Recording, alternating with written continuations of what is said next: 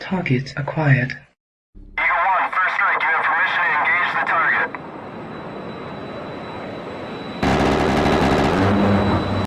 Warning: the following video contains explicit language which may be offensive to some viewers or inappropriate for children. The content within this video is intended for mature audiences only. Look at that. I'm starting on time for once. How about that? What a gig for everybody.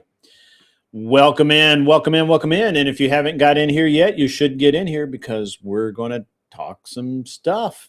We can do it. It's Friday night. Been a long week.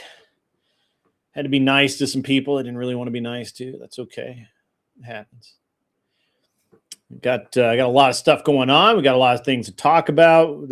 We've got, my God, what a week it has been. What a week it has been. And, we're going to get into it. We're going to get into it. So while we're waiting for the chat to populate, waiting for people to come in, because, it's not like I start at the same time every time or not. Got to be honest, guys. It's been a couple of I was going to say the last couple of weeks, but really it's been a lot. It's been a lot of weeks. It's, I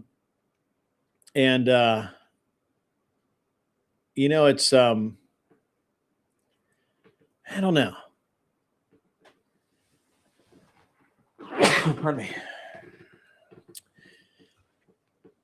Been busy, personally, I've been busy. The internet has been just insane. So many things going on. Today, I heard that some men were arrested in Tennessee for stealing 90 cattle. That's right, folks. In 2026, we've got cattle rustling in Tennessee. You didn't have that on your bingo card, did you? You didn't. You didn't have that on your bingo card. That's right. Get the ropes. We know how to deal with rustlers around here. Cattle rustling in 2026. Can't make this shit up. What's up, Roman King BC? How are you, sir? That's right. Yeah. 90 cattle. Some guys used a Kia to drive through the front door of my local gun shop, where I go to shoot on the range so often. They actually drove through the front door, parked it in the lobby, and we're in the store for about 50 seconds. They got a bunch of stuff. And then would you believe these stupid people? Every time I think that we've reached the pinnacle of stupid, like we can't get any higher on the stupid scale. Y'all motherfuckers, you get me. You get me. You really do. So not only do they drive a Kia through the front door of a gun shop, they're inside all of 50 seconds because they got, their alarms and the cops are on their way and all that. But not only that, now the guys actually go to another local range. It's an outdoor range, but they go to another local range. They're shooting the guns. And then on their way back in the town, they get into a road rage incident where they actually point the stolen MP5 at someone. The sheriff's department was called. You can't make this shit up. They arrested 3 men with 4 weapons that were from the robbery. The police don't think that these guys had anything to do with the robbery, but they know something. Ladies and gentlemen, how god dang stupid do you have to be to use a stolen, fully automatic weapon in a road rage incident? Oh, it has to hurt to be that stupid. It has to.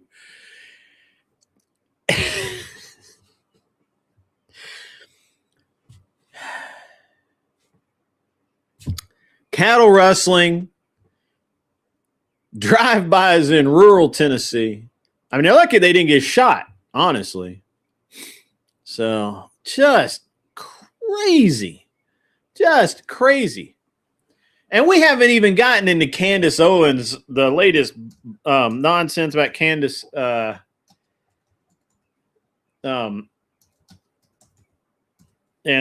all of the nonsense there.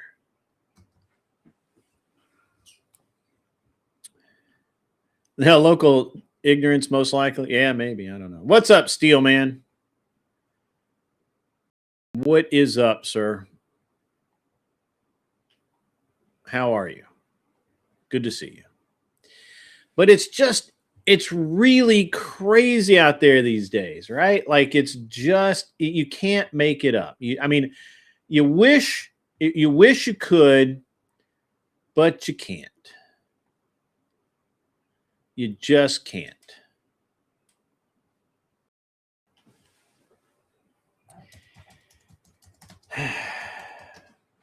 Been a hell of a week. Been a hell of a week, folks. They're going to California-fy Tennessee and Texas. Well, this is that's more redneck than any. And Californians don't rustle cattle. They don't do that. That's it. I did not have cattle rustling on my bingo card for 2026. I'm going to be honest with you. That was a new one. That was a new one. I can't believe that. Roman King says, that's why I advocate bringing back the gladiator game specifically made for special individuals. So you're thinking about a full contact Special Olympics. Is that what I'm getting, Roman King? Is that what we vibe in here on this? Or a full contact Special Olympics? I'm on board with that. If that's what we're talking about, that's what I am talking about. So, you know, it's yeah. Full contact Special Olympics. I'm down. Let's make that happen. Let's put a pin in that. Let's make that happen because I think that's a growth industry. I'll be an investor. You guys make it, you know, let's somebody be somebody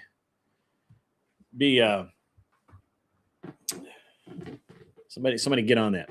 But I mean, cattle rustling, you know. Cattle rustling, we've got gun shops being robbed, and that's just locally. We haven't even gotten into the Candace Owens latest nonsense. Candace, obviously, I don't even know. People have been debating about whether or not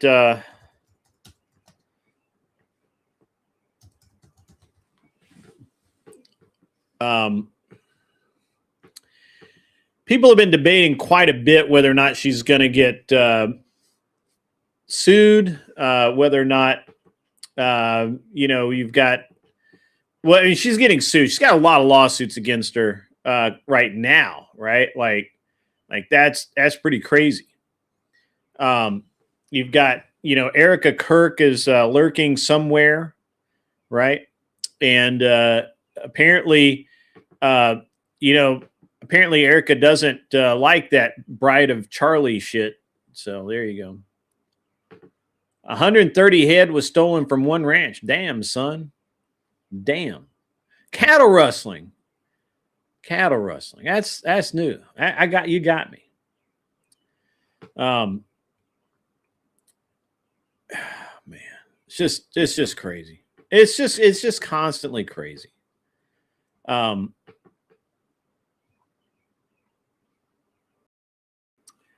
May 60 calves were stolen in California. All right. I'm okay. All right. Okay.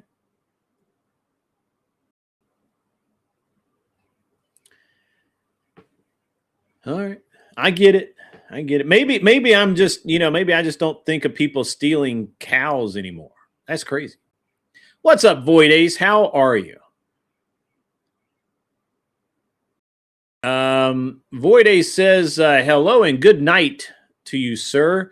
My job finally offered overtime, and I'm going to grind the shit out of it. Good man. Make hay while the sun shines. I did hear that. I did see where Nick Fuentes, apparently, according to Rob Noor, which I believe has a good interpretation, apparently old Nick is actually pro illegal immigrants. I think he wants more of them. It's weird, though. What's up, OG? How are you doing, my man? How are you doing? What do you think of the Candace Owens subpoena nonsense, OG? What do you think about that? I can't really get over that. I don't know where we're at.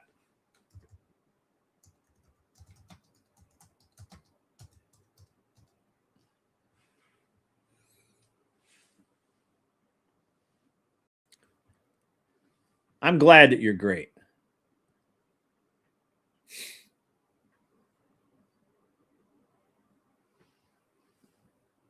Who is it? Who is it that she's trying that they're subpoenaing that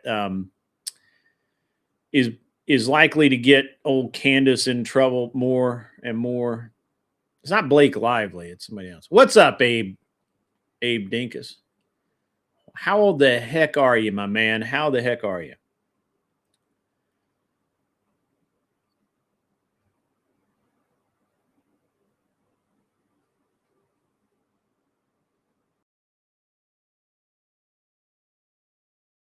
I forget who that they're trying to get the subpoena going on, but yeah, she's crazy. She's but I think she might actually have dug a hole too far this time. Abe, I'm doing well. I'm just busy as all hell. And just trying to get everything done. Hassan 8. Hassan's been very interesting lately too. Hassan's going to be Hassan Piker. Yes, Hassan. Is that who they're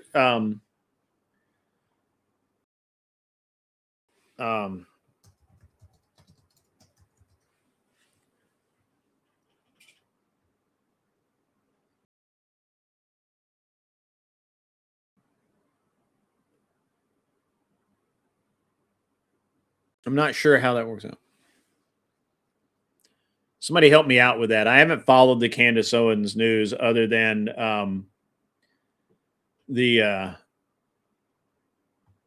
know that Hassan has been is kind of in some trouble right now over the alleged anti-Semitism that they both Stravos. Yeah. He had Stravos with him coping. Yeah. All right. Well, man, I tell you what, guys, it's been an interesting set of days, man. Let me just tell you. What's up, Dennis, and how the hell are you? So much stuff is going on. Yeah, I don't really care about the Candace Owens news, but it's interesting because you have these, you have people like Candace Owens and Nick Fuentes and all of these people who have great, big, gigantic followings, people who do things that they suggest doing. And they're really good at like hiding the real shit that's going on around you, right? That's what they're good for, smoking mirrors. But I digress. Been a great day. What's up, Hidaki? You have to pronounce that for me, brother.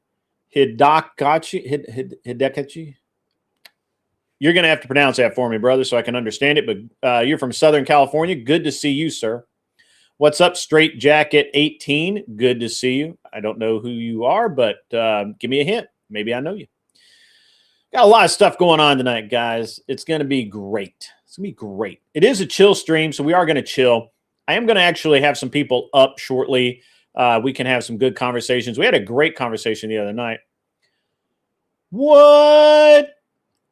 She canceled her tour in Australia and didn't refund the tickets. Oh, shit.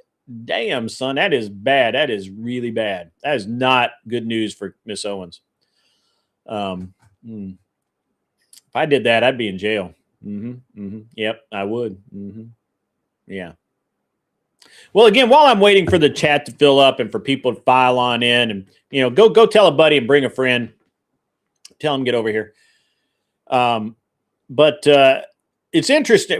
It's been an interesting sort of week, and we've got a good weekend going on for you. I know I've been really busy, and I haven't been streaming that much lately, but I've been trying to hit it this week. And it's a straight Mikey Balls mod. Awesome. I like that. I like Mikey Balls. He's a good dude.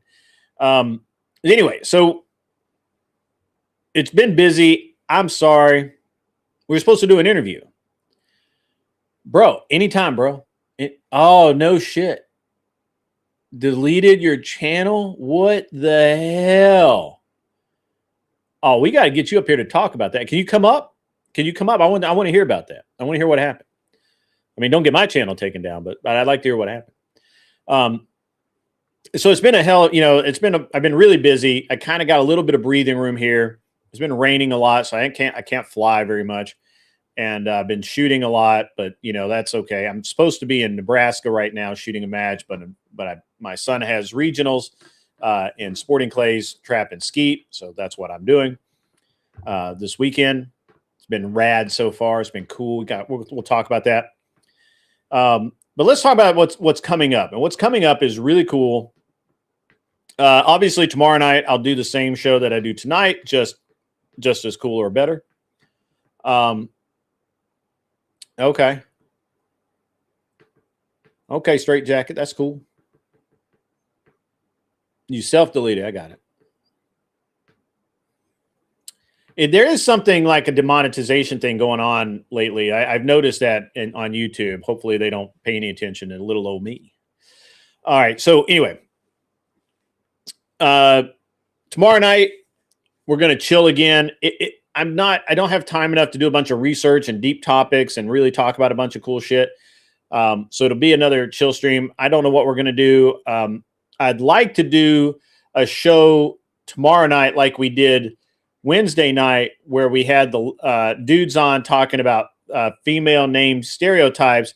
And I'd like to have women on talking about men's stereotype names. So if we have, I don't know. I mean, any of the ladies of RLM, just Becca, any of you girls want to come up and talk about, dude name stereotypes, that'll be choice. That'd be a really cool show, and we can do that tomorrow night. Sunday, I have my man Patrick, who's going to be on. And he's a three-gun competitor like myself, and we're going to be doing this over on Gun Prattle. I will have Gun Prattle. I will have Gun Prattle live, and I will have an Unreasonable Man live, funneling people to Gun Prattle. We're going to be talking about the match we just shot in North Carolina last weekend, where he won TAC Ops. I was third in TAC Ops at the Battle for the South, and I want to Himza, you would be perfect for tomorrow night. Come on up. I'll get you the link in a minute. Hit me up and we'll get you a message, or however we do that. So we're gonna have Patrick on tomorrow night. He's gonna talk about three gun and where he thinks it is, and multi-gun and competitive shooting and all that kind of stuff. On Sunday night, you guys are gonna love it. It's gonna be cool. It's gonna be a little earlier than normal. It's gonna be 4 p.m. my time on Sunday, which is early for me and early for most of you, but that's the time that he has to do it. Hey man, go have the birthday cake, do all the things, straight jacket. I'll be on for probably another 2 hours. So at least, just when you're ready, man, pop on up. That's cool. Let me know and I'll get you the link. You'll have to do it over on. I generally do it on Discord though, so may have to get you set up there. So one of the things I think that is really important for a lot of people is, the internet's supposed to be fun. I mean, to me, anyway, it should be fun. It shouldn't be this place where I'm just constantly just completely pissed off all the time.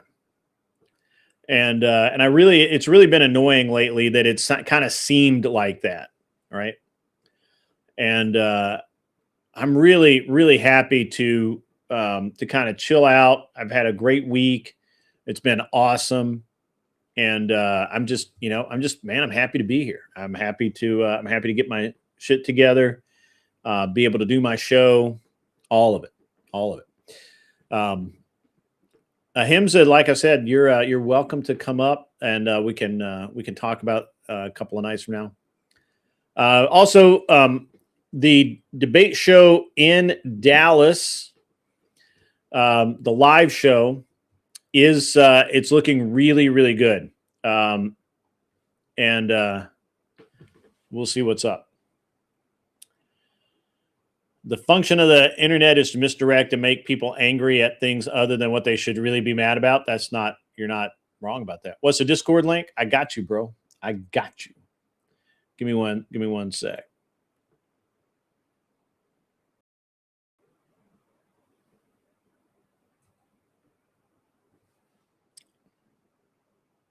Boom. There you go.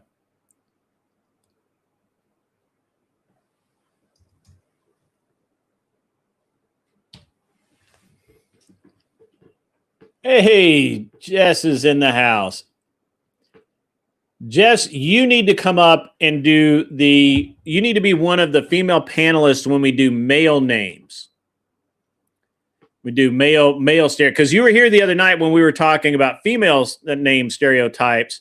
You've got to come up and be part of the female name or the male name stereotypes. You've got to do it. You just have to. That's going to be awesome.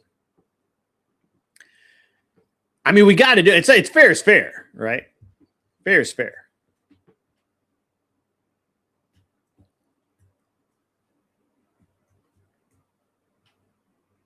Mullet Baby says Rob's takedown of Dusty was spot on and to the point. If you never got a chance to watch his VOD, when was that, Mullet Baby? I haven't watched anything today at all. I've been on the range literally, man, I've had the busiest fucking day. It's crazy. Just insanity.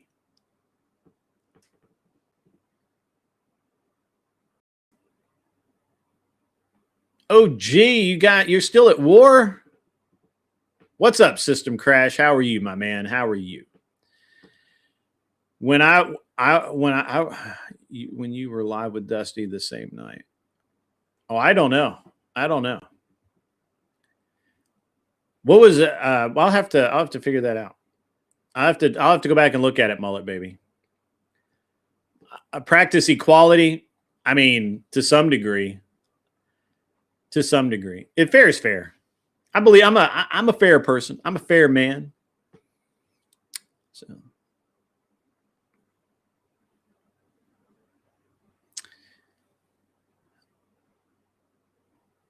Last day of school today. Yeah, so the house is about to be busier. No doubt. Yeah. It's Knives Out. All these people can get it. All right. I feel you on that, OG. Sometimes I'm the same way. So my son, who's almost 16, he'll be 16 in about 12 days. Yesterday, we were shooting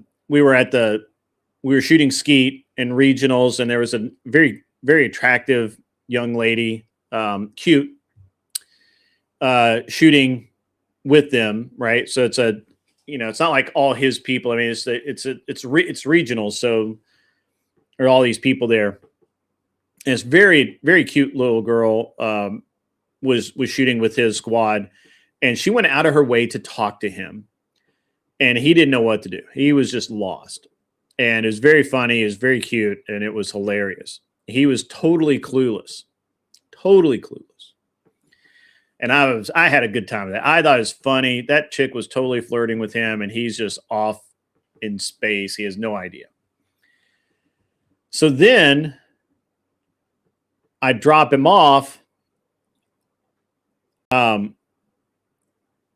Yeah, right. That was funny. I threw him right under the bus, just like whoop, right under that bus.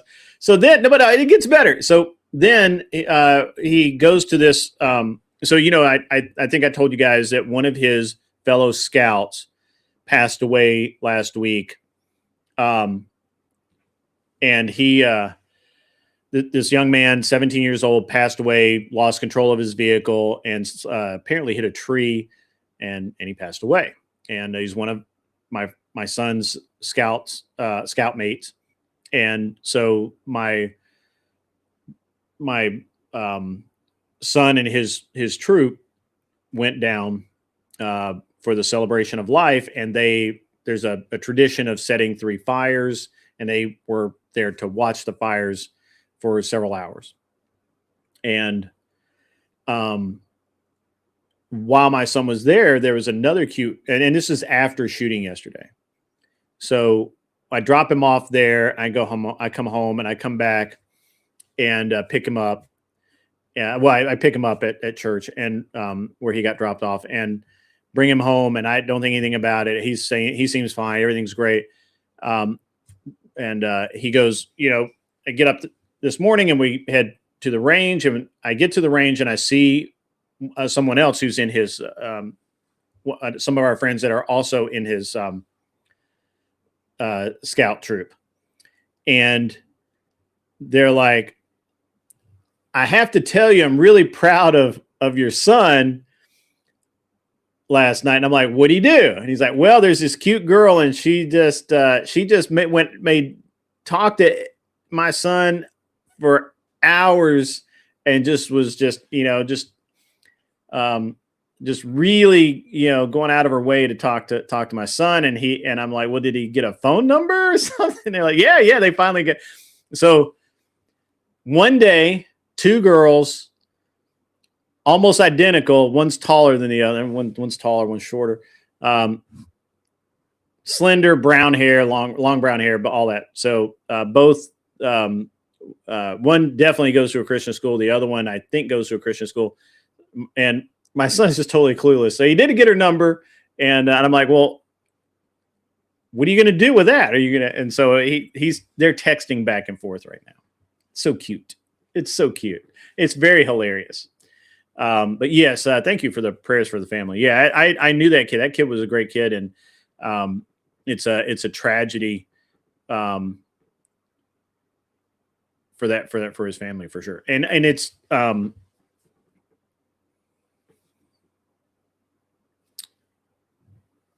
interesting thing because it was a celebration of life. It wasn't heavy there, right? Like it was good. It was really good. It was really good. So anyway, so my son's really being hilarious right now as he, becomes like a real dude. My son's starting to drive too. And I told him, I'm like, you gotta really learn how to drive, because it doesn't take a lot to do something wrong that just that's really bad. It's really, really bad. And can it happen to any of us? I mean, not me, but most people. I hit a tree once with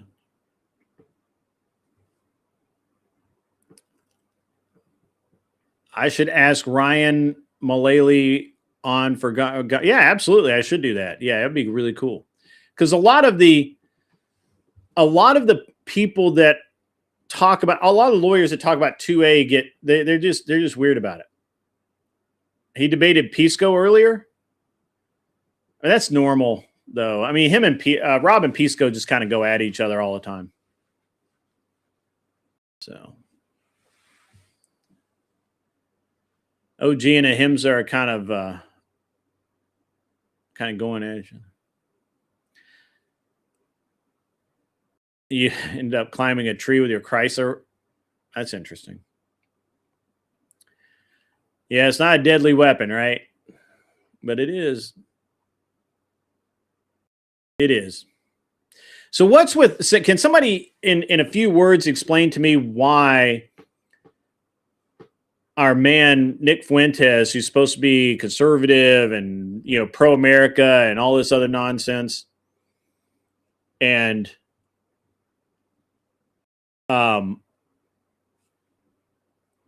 why he's for more immigrants, what illegal immigrants for that matter. What's his deal? What's going on there? See the Ferrari Luce EV. What the hell were they thinking? They want $640,000 for it. That's cheap. That's cheap. Hey, what's up? The Powdered Dusty's in the house. Fuentes is controlled opposition. I don't disagree with you. I think that that's probably true.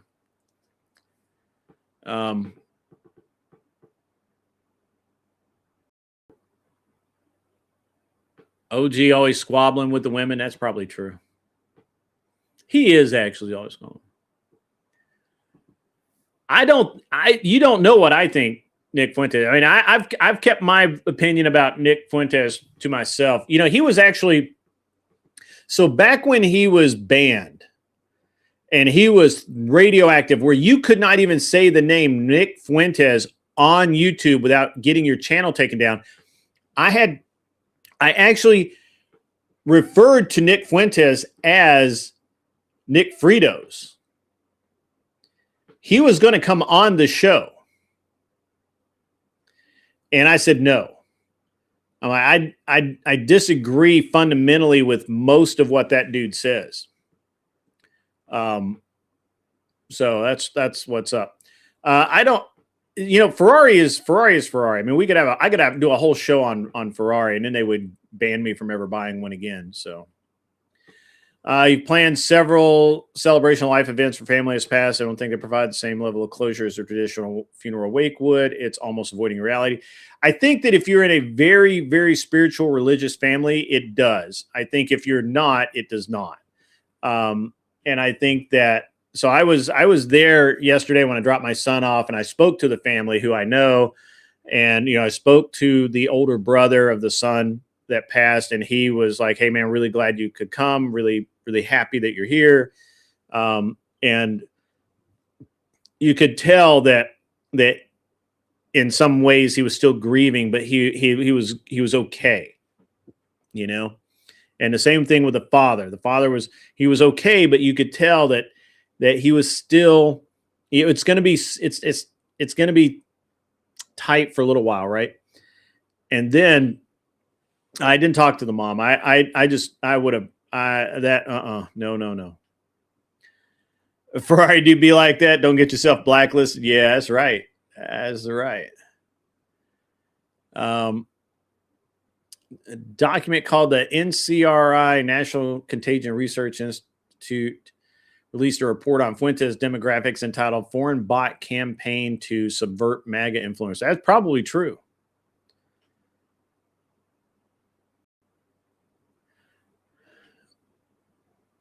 Living his best life, Dusty is.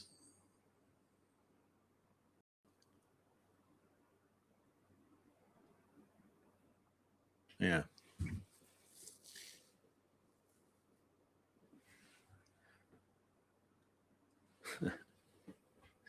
Yeah, I could have had him on the show, but I decided not to. I thought it would be a bad move. And it turns out, I think I'm right. I think I'm right about that.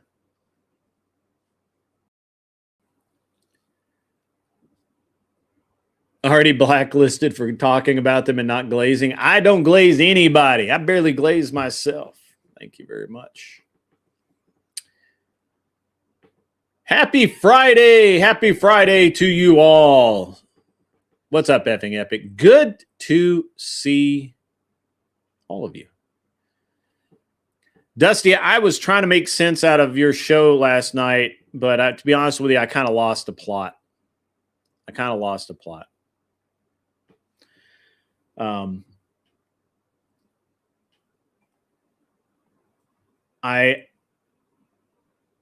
thought I understood, but I guess I don't understand. And matter of fact, I'm going to give you a link so you can come up here and line me out, because I got to be honest, man. I'm a little out to lunch. I tried to listen. I was listening. I was commenting here and there, but I had to go over there. I just gave Dusty the link. He doesn't have to come up if he doesn't want to. Obviously, it'd be very cool if he did. Be cool if you did, but he doesn't have to. Let the week-long fishing trip begin. Going to crush the walleye. Walleye, I've heard, are good eating. We have walleye here. I just never catch them that I'm aware of. We also have something called chain pickerel, and I've never actually caught one because I never used the right leaders for that. That they're very toothy fish. And but I have I was losing a lot of bait in ones in a very specific area once, and some of the old heads told me that that's what was happening, is I was getting piked or pickereled. Pickerel's a pike, I guess. Chain pickerel, never heard of it before, but apparently we got them here in the water. So, yeah, I'll give you a sec, Dusty. What's up? So. It looks like OG has like 60% of his haters here. He's coming up in the world. Better quality of hater. Yeah. That's me. I've got the quality of hater I have now is like legend.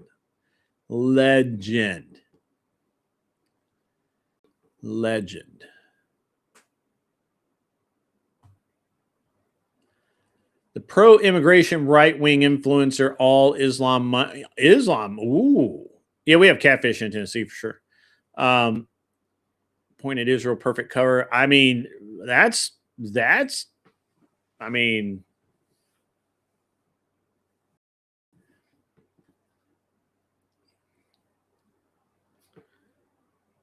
micro pike. Yeah. Solution is 15, 20-pound mono leader from that. I do braid for my main line usually.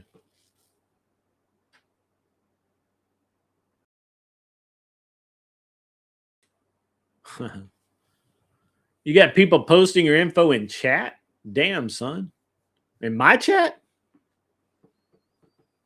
I didn't see any. If I see it, we'll zap it. Mods are on it.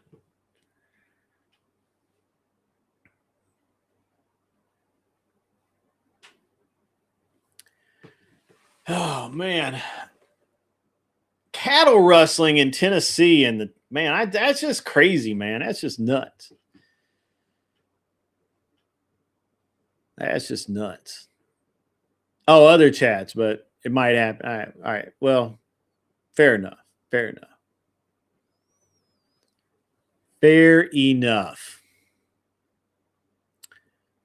Don't dox people. So, Mr. It's funny that you say that, because I have been accused of doxing people. I don't believe that I ever have, but I have been accused of it, and I feel like my good name is being sullied, and I'm not really sure what to do about it.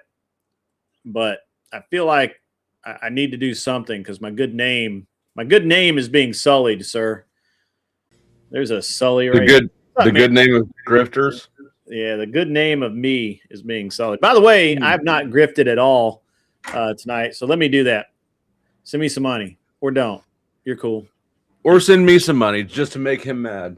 Yeah, just to make me mad. There you go. He's already got money. Wait a second. He's already got money. He's got to worry about getting blacklisted from Ferrari. That's a concern I've never had that in my life. I have to watch YouTube videos about cars and the lifestyle. To understand that that's something that could happen. Right. That's funny. It's so the only time I've ever actually owned a Ferrari was I bought it as an investment, because I knew I could buy it and keep it for 6 months and make money on it. And it was the entire time I owned it, I was like half freaked out. Why? Well, just because of the potential for damage and the potential for the market to reverse.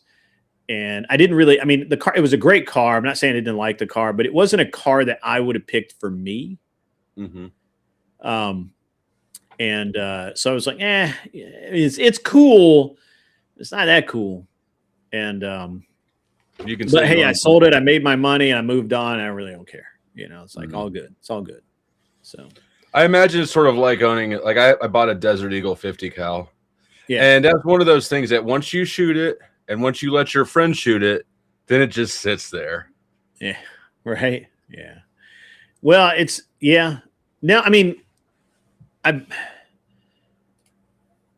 the service, if you actually drive a Ferrari, the services are so expensive that like buying the Ferrari is honestly the cheap part. Like, just be honest. That's the cheap part. Yeah, Ferrari and Rolex have mastered the art of artificial scarcity, much like grifters on the internet have mastered that as well. We could only aspire to be a Rolex or a Ferrari. That's true. I didn't wear a Rolex tonight. I should have if I'd known that was going to come up. De Beers is the best example ever. Like they absolutely 100% manufactured the scarcity value of diamonds. Like nobody gave a shit about diamonds. Yeah, I remember in when I was in business school, we learned one of the pricing lessons, right? Because there's equilibriums, right, in pricing. Yeah. But one of the examples of a counterintuitive pricing model, they used golf clubs and purses as two product lines where eventually they were they saturated the marketplace. They're still making these products. Everyone's got golf clubs, everyone's got purses. And so they did the counterintuitive thing and they just started cranking up the prices, and that gave the impression of value. And so people actually started buying more because the price went up. Yeah. Yeah. I mean, there's a bunch of really interesting things we could talk about on that, but I was in and out last night. I couldn't really pay a lot of attention to what was going on in your show last night, but it seemed very interesting.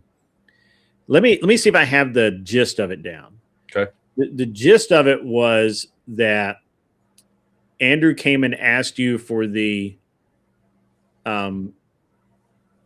either cell phone text messages and or Discord messages, and you did, About a week, probably about 5 days ago. Okay. Yeah, he wanted me and Sarah's text messages. Sure. Right, and then somehow that kind of became like kind of a little bit of a challenge between you two. Which I can see that happening. Mm-hmm. And then I'm not really sure how the rest of it kind of happened. All right. So yeah, about a little less than a week ago, Andrew. I am way behind in YouTube time. I'm just not. I'm like. So let me start at the beginning. What was it? Probably Monday night or so. Almost a week ago. Breakfast Tacos. You know Breakfast Tacos. I know who he is. I've never been on his show. He sent me a Discord message. He says, "Do you want to debate Andrew Wilson?" I said, "Sure, I'll debate Andrew Wilson." And then I was streaming that night, and late in the stream, it's probably 4 a.m. Andrew shows up in chat, and he goes, he says that he'll debate me, but on a condition, and the condition is that he wants me to tell him everything about Sarah, right? So I'm pretty sure that Breakfast Tacos posed the question to us the same way. But I think that Andrew took it as him funneling my request. Oh, I got you. Gotcha. Right. Gotcha. So Andrew came over wanting to make conditions on the debate. Basically, I said, I'm not hiding anything. You're welcome to ask me whatever you want, but I'm probably not really into the conditions thing. We can do a debate or not. You can ask me questions or not, but hit the link. Come on up. So he joins the panel. He tiptoes into it, but ultimately he's accusing me of being behind Sarah's lawsuit. I deny it, and then the conversation kind of comes to a standstill, and then he goes, "Well, if you're not involved in anything, can you give me your text messages?" And I said no. He accepted it, right? It was for the nature of the conversation being him accusing me of being behind the lawsuit. It was a cordial enough interaction. He thanked me for my time, sent me $100 super chat, hung out in the chat a little while after he dropped down. So I covered that, and that got covered some by Vic. And now that actually, that's I want to just sidebar for this. So I actually listened to the majority of that. It was like Vic's. 15 or 20 minutes worth. And look, I like Vic. I think he's an okay human being, but it really seemed like he had an agenda. And the agenda is to equate you, well, pardon me, not equate. That's not the wrong word.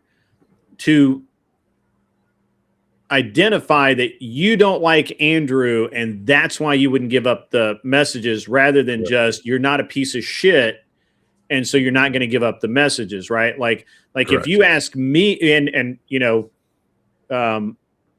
you haven't, but if you did, if you said, hey, I would love to see the messages between you know, who the fuck ever and you about this, I would say no. And I actually have said, I think you asked me for like receipts or something that I had, and I said, no, I can't do that. Right. And you were like, yeah, I get it. No problem. And it's not, and again, it wasn't because I just don't like you and I wouldn't give them to you. It's just that I wouldn't do that. Right. Right. And I think it was something like something maybe Glenn had said, or so, I forget what it was, but, and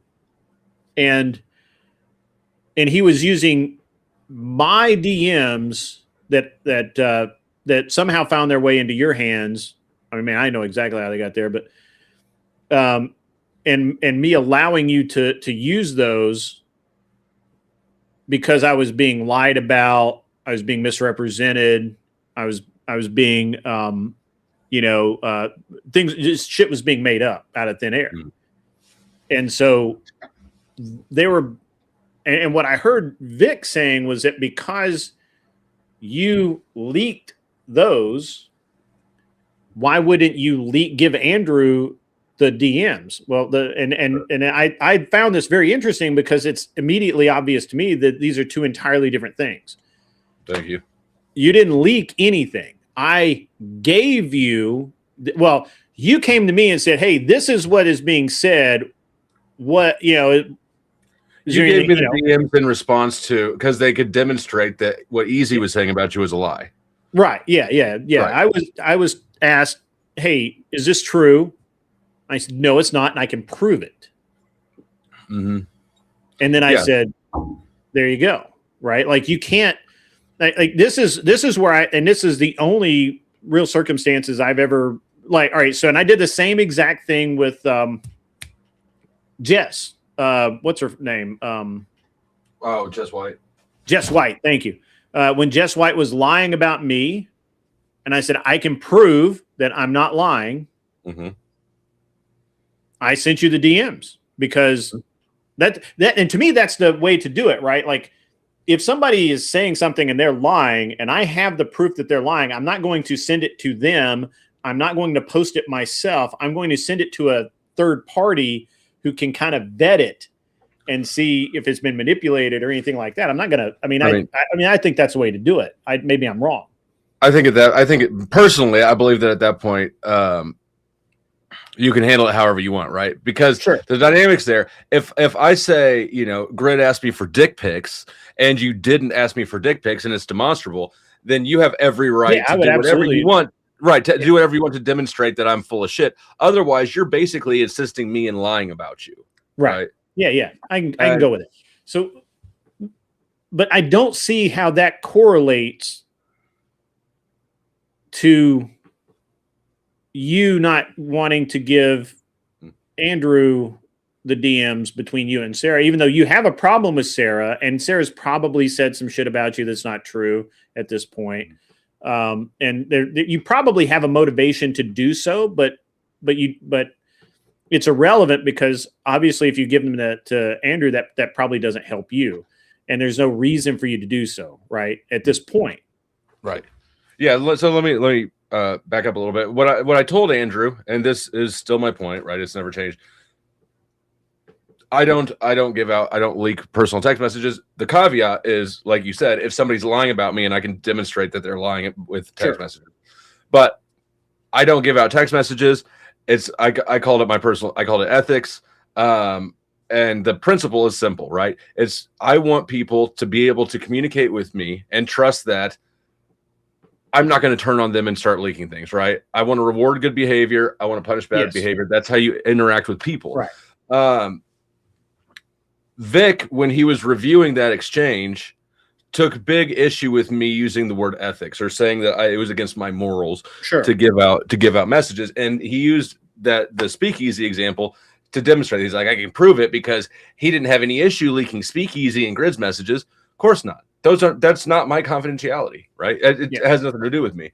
Right. So I jumped up on his panel 2 nights ago because he was reviewing that shit and talking his shit and stuff. And I just said, give me a link. So he did. And I tried my damnedest to illustrate the difference between how I handled you and Easy's messages and how I handle my own personal messages, and how there's a difference there, and that it has nothing to do with whether I like or dislike the parties. I said, I didn't say that. I just kind of wanted to make sure I understood it, because and I didn't catch your whole show or anything. And I know that there was some other stuff with like Marte and so on and so forth, but I'm really, like the thing about it is, obviously I'm pro Andrew, right? I mean, I made that really, really clear. And I think that if it would help Andrew, I would push you to do it. I'm not going to, because that's between you and him, and I'm not inserting myself in your business. Mm-hmm. It's none of my it's none of my business. Andrew's not asked me to ask you. You've not told me to tell Andrew to like nobody's told me to stick my nose in this, right? Right.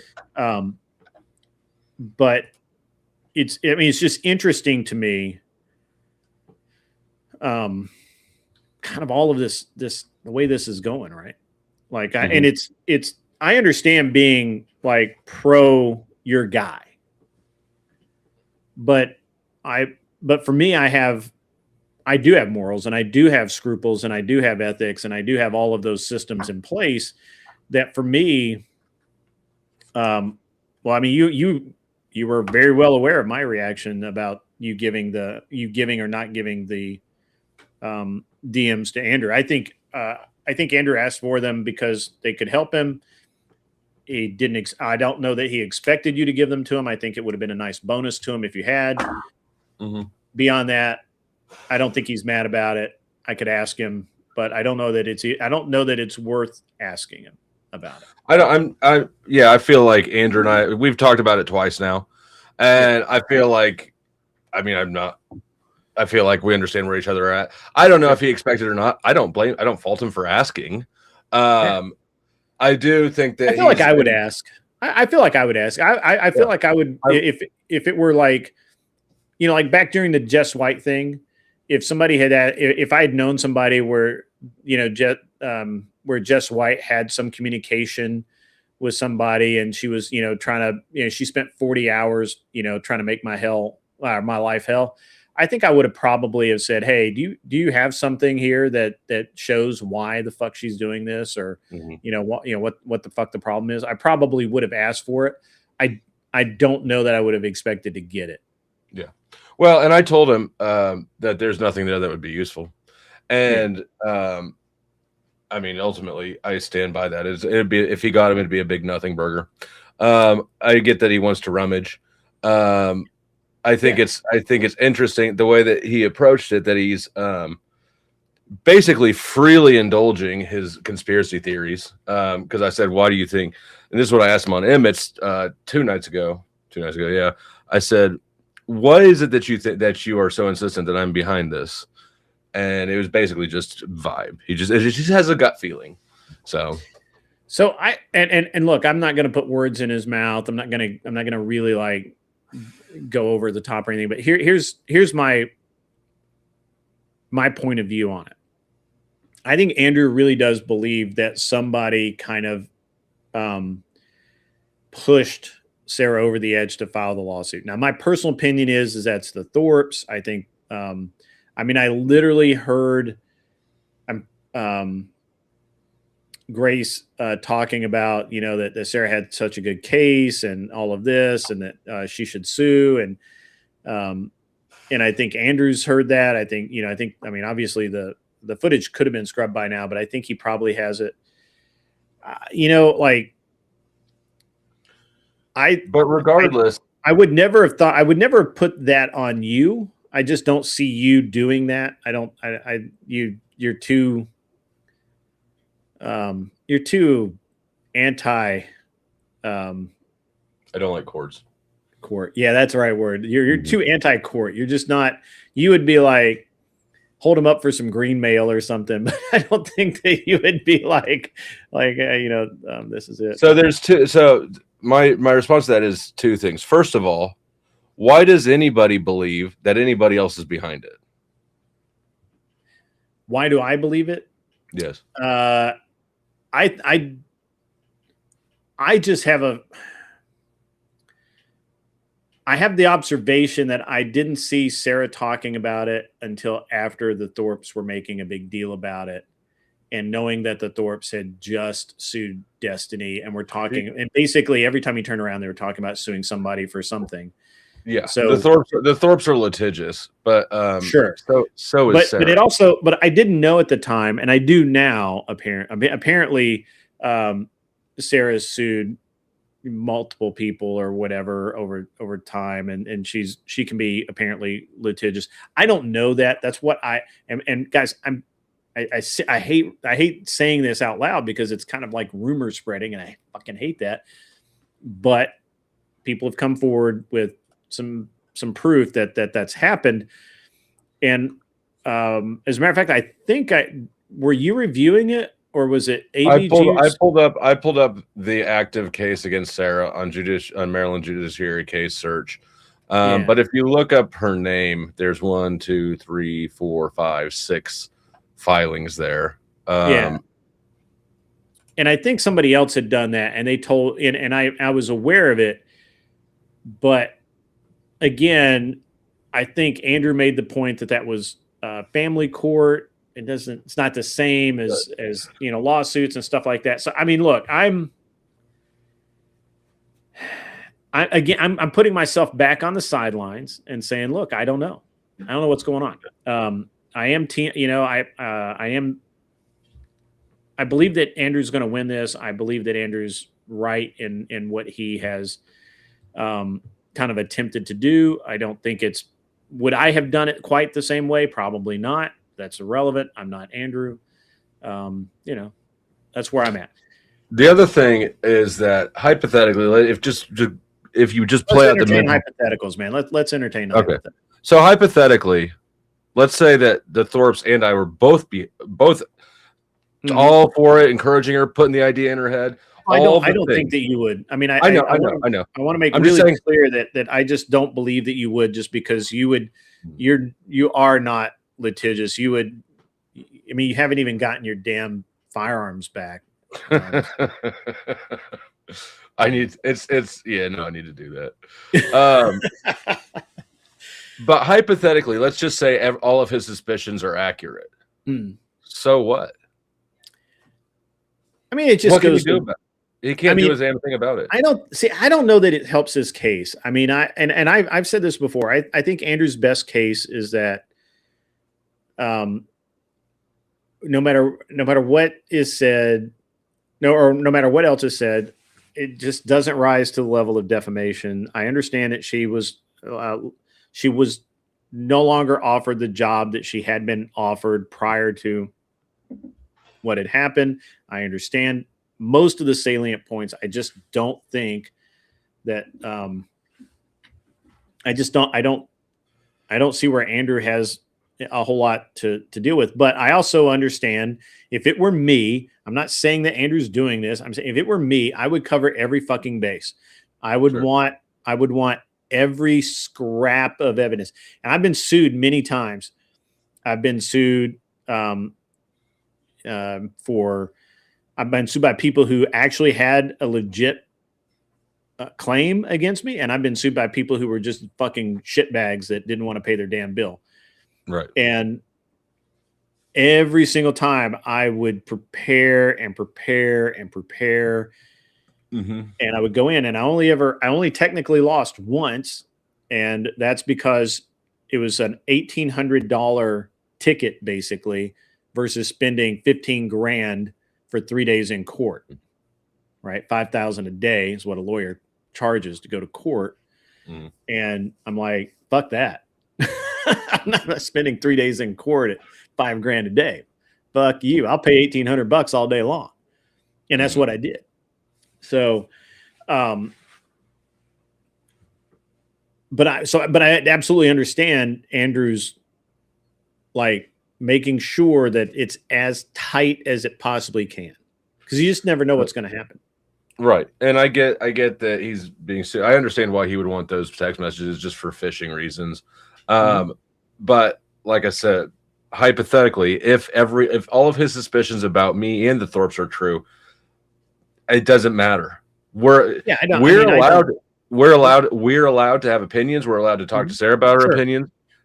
There's no recourse against us there either way. Oh, I don't think there's any recourse against you. If it were me, and all right, let's just say that I was in Andrew's shoes and somebody was suing me, and I thought somebody put them up to it, that they didn't actually, that there wasn't an actual grievance there, that they were just basically they were being coached into it to, fleece me of some money, right?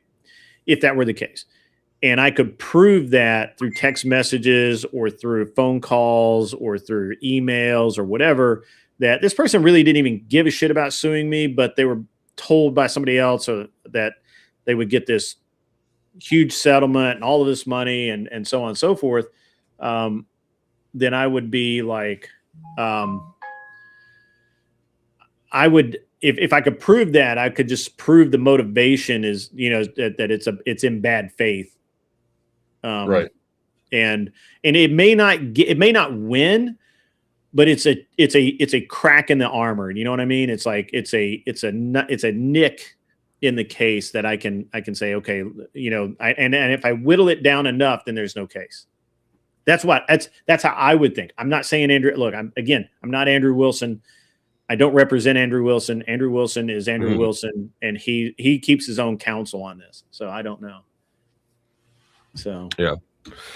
So I don't know. I'm not really sure what his angle is. If he just wants to fish through Sarah's stuff, or if who knows? I spend a lot of time going after him.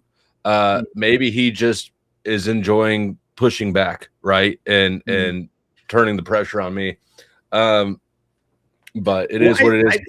Yeah, I think so. And again, I mean, I'm not going to say I'm right here, but to me, it seems like it's so inconceivable that you wouldn't want to help Andrew, that you must be angry. And this is just kind of the way I look at it, right? Like, because no matter what point you made, what I heard, and I could be wrong, what I heard was Vic saying, but you would do it if you weren't mad at Andrew, or you would do it if you didn't dislike Andrew. Correct. That's what he said. Yeah. Right. And I kept hearing that over and over, but I mean, just to whoever's listening to this, if I ask Flo for DMs, he's not going to send them to me. Right. I mean, it's just not the way it's going to work. And I know that because he's asked me for DMs and I've not sent them to him. So, or actually, he didn't actually ask. He said, I would like to have that. And I said, no. He didn't come out and say, hey, send me those DMs. Right. So anyways, that's the gist of it. I tried to get Vic, and I don't know if he's unwilling or unable to understand that it has nothing, that my refusal to give the messages has nothing to do with whether or not I like the parties involved. It's got nothing to do with that. One second. Can you add on her card of the policy? Oh boy. You need the VIN and stuff. It's on it's by the TV. And you're gonna need a big wallet when that happens. Oh yeah. Just add it on, liability only, and just let me review it before you submit it.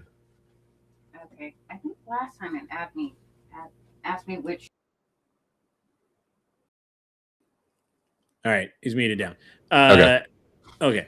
Daughter got a car. I know. I've been listening to it all week. Ultimate Warrior tried suing WWE and failed. He claimed a DVD about him was a hit piece. Judge said he talked so much shit about WWE publicly that the mudslinging was fair game, no clean hands. I mean, could be. Dusty sent you dick pics. Facts. Did you ask for them? Nope. No. Okay. Well, maybe you've got a case there. I don't know. Were you offended? Yeah. Yeah. So and you know, and this is not a swing at you, but I'm really tired of the drama non-tent. I'm just fucking sick of it, dude. Like, we've got tons and tons and tons of just drama. it's just it's just so bad, man. It's just so bad. And people are getting all pissed about it. You know what? The thing that surprises me the most, Dusty, is how people get their balls so tightly wrung by just somebody saying something like, yeah, I heard Vic said this shit about me. I don't like it. Or I think Vic said this. Or I think this guy said that. Or this bullshit over here is gay. What? I mean, seriously, it's not like somebody's using your balls for a punching bag. I mean, it's somebody's fucking opinion, asshole. Like, what the fuck do you care?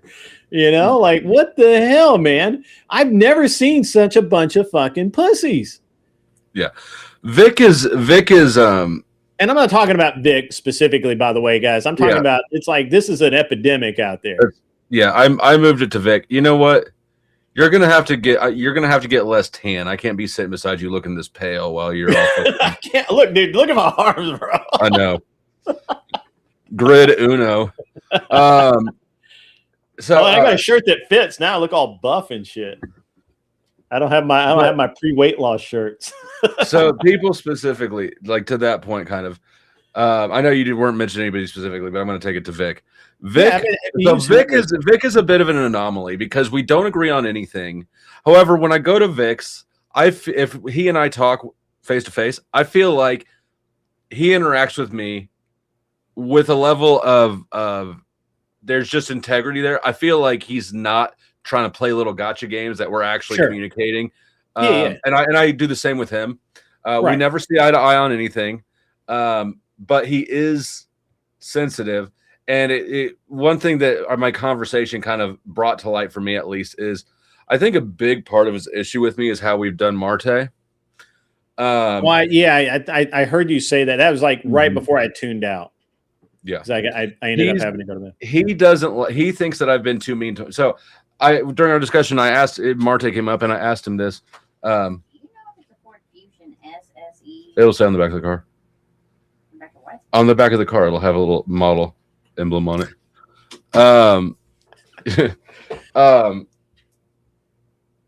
He thinks that I'm too mean to Vic, or to who? Marte. He thinks I'm too mean to Marte. And I asked him that because I kind of was getting the hint that you could just tell that this was something that he did not like.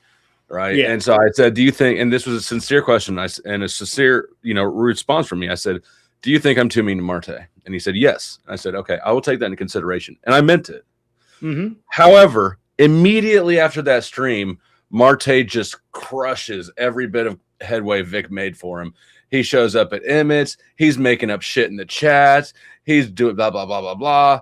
And then I go up to Emmett's panel and he disappears until 2 hours after I drop off. Then he decides to join Emmett's panel and basically attack Emmett and AVG for not fighting his fight for him and standing up to me about what I said about him. AVG, I did actually. So I talked to AVG last night, I think, and she was telling me that Marte was that you were wrong about why Marte was mad at her and Emmett. It was because they weren't letting him up, or some shit like that. I forget what it was, but it was like To what? I don't know what the I don't know. You'll have to ask her, but Oh, I got like Marte's pretending that he wanted to confront me and they wouldn't allow it. Is that? No, that was I think it was before that. It was like they were having like part of their show, and he wanted to come up, and he kept. Or no, he broke their TOS. He said something. There's Emmett now. There's Emmett. Emmett, I'm gonna throw you a link, bro. Where's Emmett at? Also, I got to get his walk-on music ready. Yeah, it wasn't because of you. It was because Marte broke their TOS or something, and AVG was like, "Nope, can't do that." That's I'm talking about the night that I came up and talked to you and AVG and Andrew. He did come up on panel. Several hours later, I reviewed it.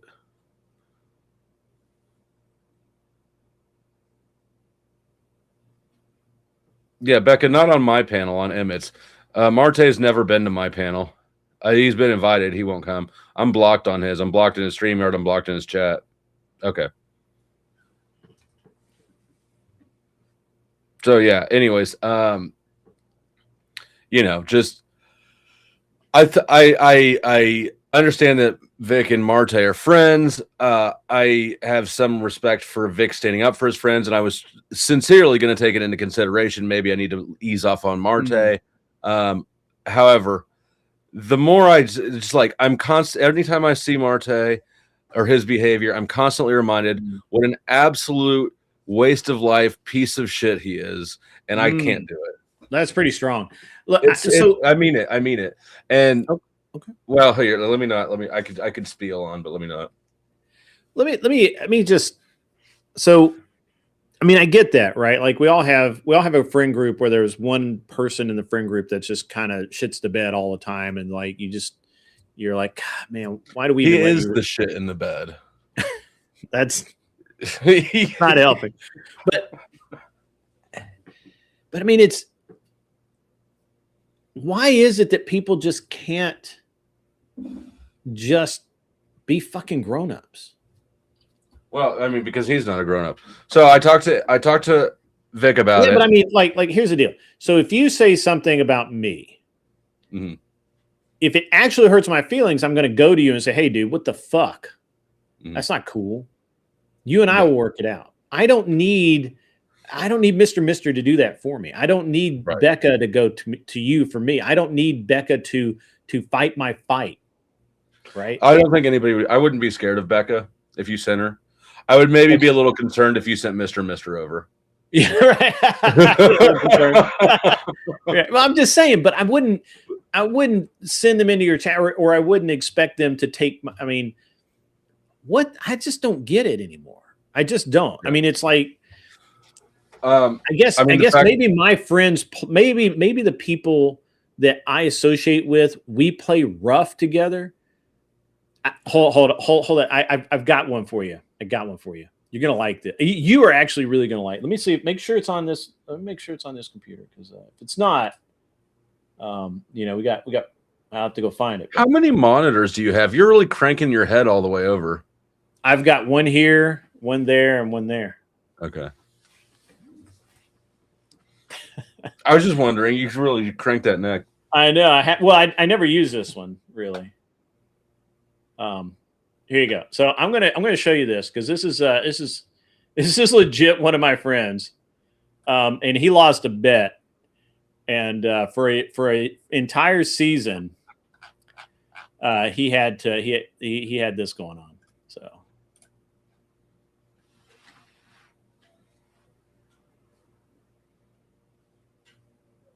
That's his chamber flag right there. That's how we fuck with each other, dude. Like this, we fuck with each other hardcore. Like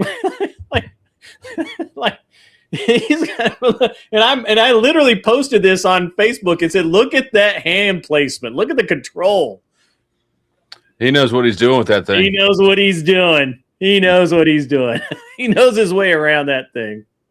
And so, I mean, how is it that do the people on here not have any friends in real life? It's I mean, well, largely no, but I think that you're being. That guy's going to be on my show Saturday, by the way, or Sunday, by the way. You're handling this situation with too much generosity for Marte. You're asking, are my friend group different? Is it? No, it is about Marte. Marte is a lying, narcissistic sack of shit through and through. He's a big baby bitch. He's the one who runs around telling lies and then pretending like he's a victim. And then getting mad when people don't fight his fights for him. He wants Emmett and AVG to stand up to me on his behalf, but he won't do it. He won't come over to mine. He's got me blocked in his StreamYard. He's got me blocked in his chat. And then he gets mad at AVG and Emmett because he views them as, softer targets, I guess, than me. But it's not because there's anything. I mean, maybe there's something unique about your friend group. The issue here is Marte. He has absolutely no character. And it's as somebody who's not religious, it's annoying to me to hear Christians go, that's not very Christ-like, blah, blah. I've never seen anybody who so immediately weaponizes his religion to try to rally up troops for bullshit. He's the epitome of praying in public. I mean, look, I don't know what to tell you. I know you're going to be. I know you're going to be kind and generous. You're going to be reasonable. You're going to be a reasonable man about this. I feel like that. I feel like that people should be able to act like grown ass men, and not get like even when I was really super pissed at you, which I don't actually remember being that pissed, but pretty close. I still didn't dislike you. I didn't block you. I still talked to you if you came in. I made fun of you, but isn't that how we're supposed to do things? Yeah, that's how we're supposed to do things. Yeah. Oh, that's right. I forgot about that. Marte told me about that. I forgot about that. My daughter's trying to get out of here and go spend the night at a friend's house. She's like, hurry up and insure my car. Katie's working on it. Yeah, he hit on Paige once. Yeah, it's just, I don't know. He's just, I view him as a complete slime ball. I mean, look, I like Marte. I've had reasonable conversations with him. I think that he. Have you ever had a conversation where he's not giving himself a pass for bad behavior or pretending to be the victim for something? He's a damsel in distress. I have had a conversation that I felt like that. But I guess maybe in truth, not like it's not like something I expect from him. Yeah. Dinkus, you are right. It has been a week for sure. We got a full moon coming up tomorrow, so it's probably gonna spike and then drop off a little bit. Yeah. So I mean, I don't know, man. We're supposed to be men, Dusty. We are. You and I are. We're supposed to be men. Yeah. Right? Like I expected, and look, no offense, ladies. I expect this out of the women. I expect the backbiting, the bullshitting, the cattiness, the talking, the backstabbing, the fake applause. I expect all of that out of women. But we're men, dude. But he's muted down again. Got to talk to. I'm listening. Oh, I know you were listening. I was just you were speaking. I mean, but we're supposed to be men. We're supposed to be, and well, honestly, I mean, we're supposed to be adult men, right? Like capable of conversing. Capable of being like normal people and talking to each other without being, dumbasses. I don't know. I think maybe it's the internet, right? Like the internet gives people this bravado that maybe they don't have in real life. Huh? It's Marte. This is a Marte issue. Marte is an issue. And I know that Emmett does the same thing. Y'all cape and you sweep for somebody who's got repeatedly atrocious behavior because he claims that he's part of the conservative Christian right. He's part of the squad, right? But it's time to call a spade a spade. Dude's a piece of shit through and through, and it's a him problem. It's not a us problem. It's not a men problem. It's not an internet problem. It's a Marte problem. I'm granting humans too much credit. Probably. Kissy Cat, you're back in the chat. Good to see you. Behaving and not giving opinions. Look at that. A lot of Abe Dinkus says a lot of adolescence. That's right. You know, it's like some dudes just never got out of being a teenager. You know. Yeah. But yeah, no, I mean, to some extent, I that's get it true. that you just do not like Marte. And yeah, because Marte is a piece of trash. I didn't like Marte before. There's lots of people I don't like, but don't have nearly the contempt for that I have for Marte. I don't particularly like Rob Noor, right? I don't have malice for him, but I certainly am not sitting here going he's the biggest piece of shit, right? It's not like Marte is uniquely a piece of shit. And I think that I in fact I know that, and I don't expect you to acknowledge it, but I know that you both have been close enough to witness that.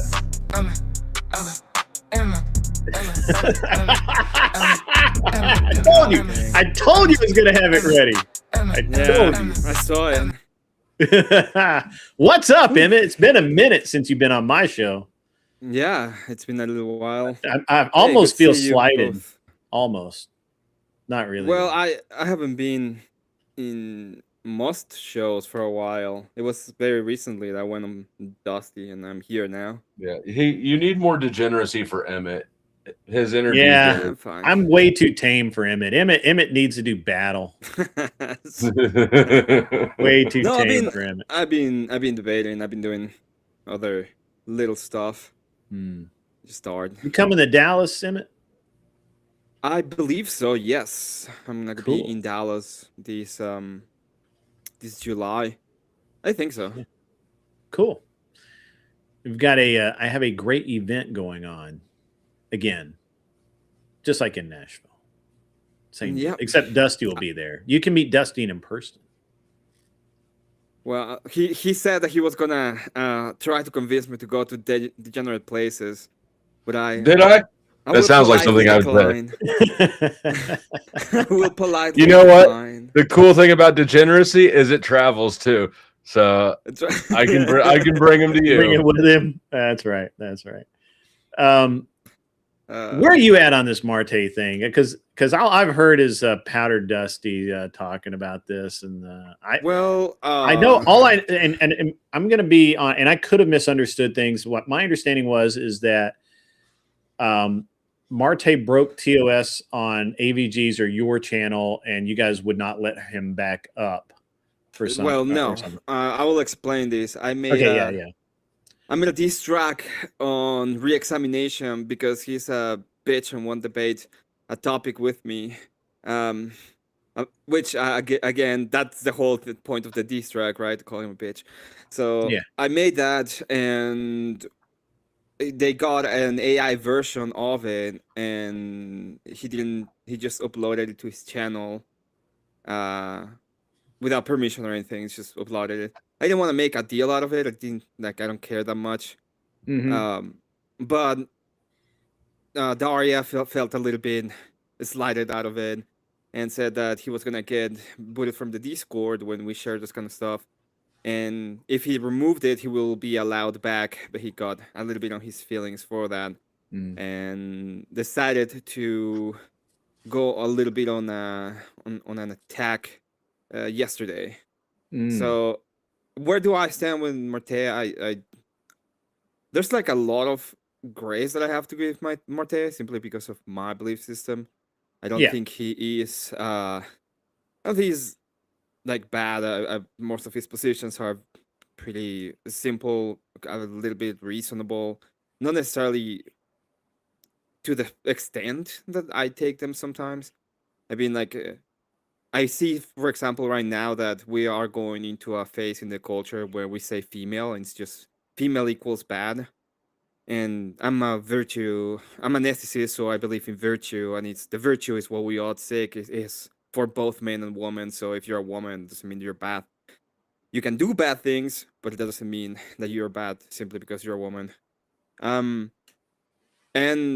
the whole point of it was that he felt very slighted out of us because we didn't went a little bit harder on Dusty when he is bad mouthing him. And I see precisely why he feels that way. Like, you know, he kind of sees us as kind of a tribe, and we should have his back. That was the idea that he was having, and I really think I did, but in a different way. So most of the time, let me just finish Go this ahead. real quick. I thought that if I put more attention up to it, and the first thing that will happen if I like dwell on it, especially with Dusty, is that Dusty will absolutely get triggered by it and just go on and attack him more instead of de-escalating it. So I was trying to move away from it, de-escalate it, and move away into the actual conversation that we were having at that point. We felt kind of slighted out of it. You're muted. He's talking to Katie about the insurance. So let me ask something, Emmett. I'm not Orthodox, but I have an understanding of Orthodoxy, and of course, I'm a Christian myself. I would feel like that you would be. I think it's wrong of him to expect you to have his side against Dusty if he's the one that's not who's transgressing, right? You should actually be calling him out for transgressing. That's the way I see it. Now, I don't know that I'm right in that, but if that is the case, isn't that how it's supposed to happen? Aren't you supposed to be holding each other to the higher standard and not like one of the reasons why I don't even talk religion with Dusty is because I know he's not a Christian, and I don't have any obligation beyond other just trying to bring him over to for lack of a better word, police his behavior. But a Christian, I'm going to hold that Christian accountable for their beliefs, for what their professed beliefs are, and I'm going to hold them to. I'm going to take them to task long before I take Dusty to task. And this is actually my problem with Marte. You want to hear my problem with Marte? Is I think that he literally goes into spaces saying things in a way that is offensive, rather than bridging gaps, rather than attempting to pull people to the faith, to things. He's actually making it worse. And I disagree with that. And as a Christian, I hold him accountable for that. I have to as a Christian, right? And now I've stopped because to be honest with you, I've stopped doing that because there's no point in it. Every single time I try and talk to him about anything, he just throws it back on me or throws it off onto someone else. He never says, yeah, I did that and I was wrong and I shouldn't have done that. It's exactly the same experience Emmett just had with him. And I got to be honest, I don't care what Dusty does. Dusty is a hedonist dumbass. But you, Emmett, as a Christian, I care what you do. I hold to a higher standard. So the point of it, and by the way, you are a hedonist, by the way, Dusty. I know. So is Emmett, though. He just doesn't know yet. Someone has an echo. Oh, it's you, Green. I have an echo? Yeah. I do now? Do I now? I think it's gone. I think it's gone now. Okay. Okay, so it's a lot to entangle, but yes, we are supposed to hold each other to a higher standard when it comes to the church. Now, the problem is, how do we hold people accountable in the way that the Orthodox Church sees? This is directly through the church. And there is a lot of grace to be given because the church in and of itself is kind of like a hospital. So it's not your position to be trying to attack him, which is not I didn't what say I was attack. trying to do. I didn't say attack. I understand. I get it. It's not your position to try to even correct him in the way that he moves and works in the world is, you're supposed to work through the priest if it's something really important, and it's mostly done in the collective that is the physical church that he belongs to. So to me, in the internet, all I can do is try to give him grace. I try to explain sometimes if there's some kind of a slide. Obviously, Okay. I'm trying to, like yesterday I had a conversation with him. I tried to explain what was the reason why I didn't like went hard at Dusty, or why just move on with the conversation. And I also understand that he might be really mad, right? If somebody is attacking me and I have like someone that I think is like my bro and he doesn't do anything, I might get like, "Hey, bro, what the fuck is going on?" But the one thing I will say that I didn't think was super correct was he released like kind of like a diss track yesterday, which I don't care for, and then he went on a live stream. And when I'm telling, like, I was trying to explain to him what was going on, he was really obtuse on the way that he was handling that conversation.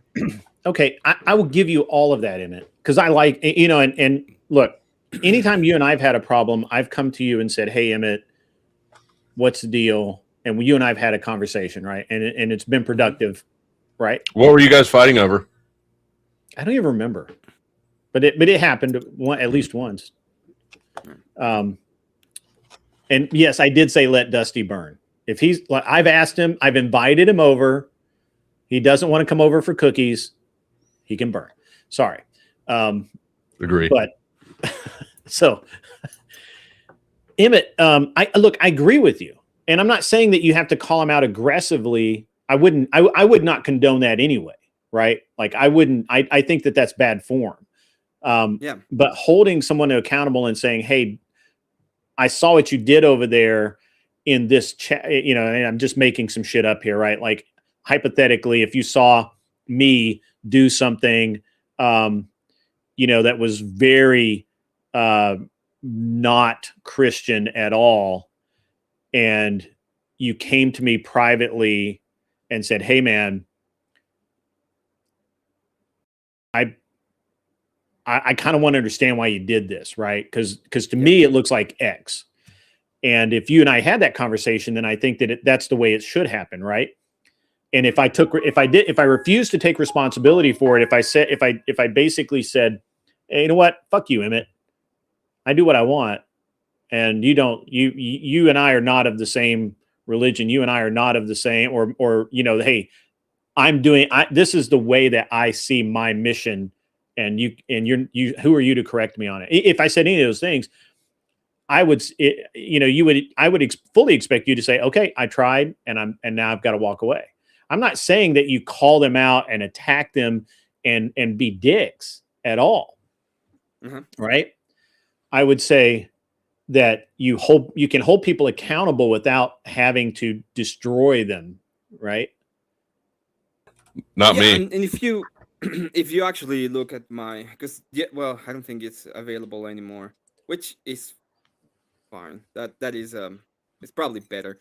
But yesterday I went to Marteus and we had a little bit of a conversation. I was trying to explain to him why probably doing the stream he was doing wasn't the best idea considering the climate and what we're going through. And the other thing is, to be fair, the criticism that he had about me in that specific stream, I don't think it holds water. I don't know why people come to certain ideas that they can just go ahead and like come to me and just spark a little bit when I having a good stream.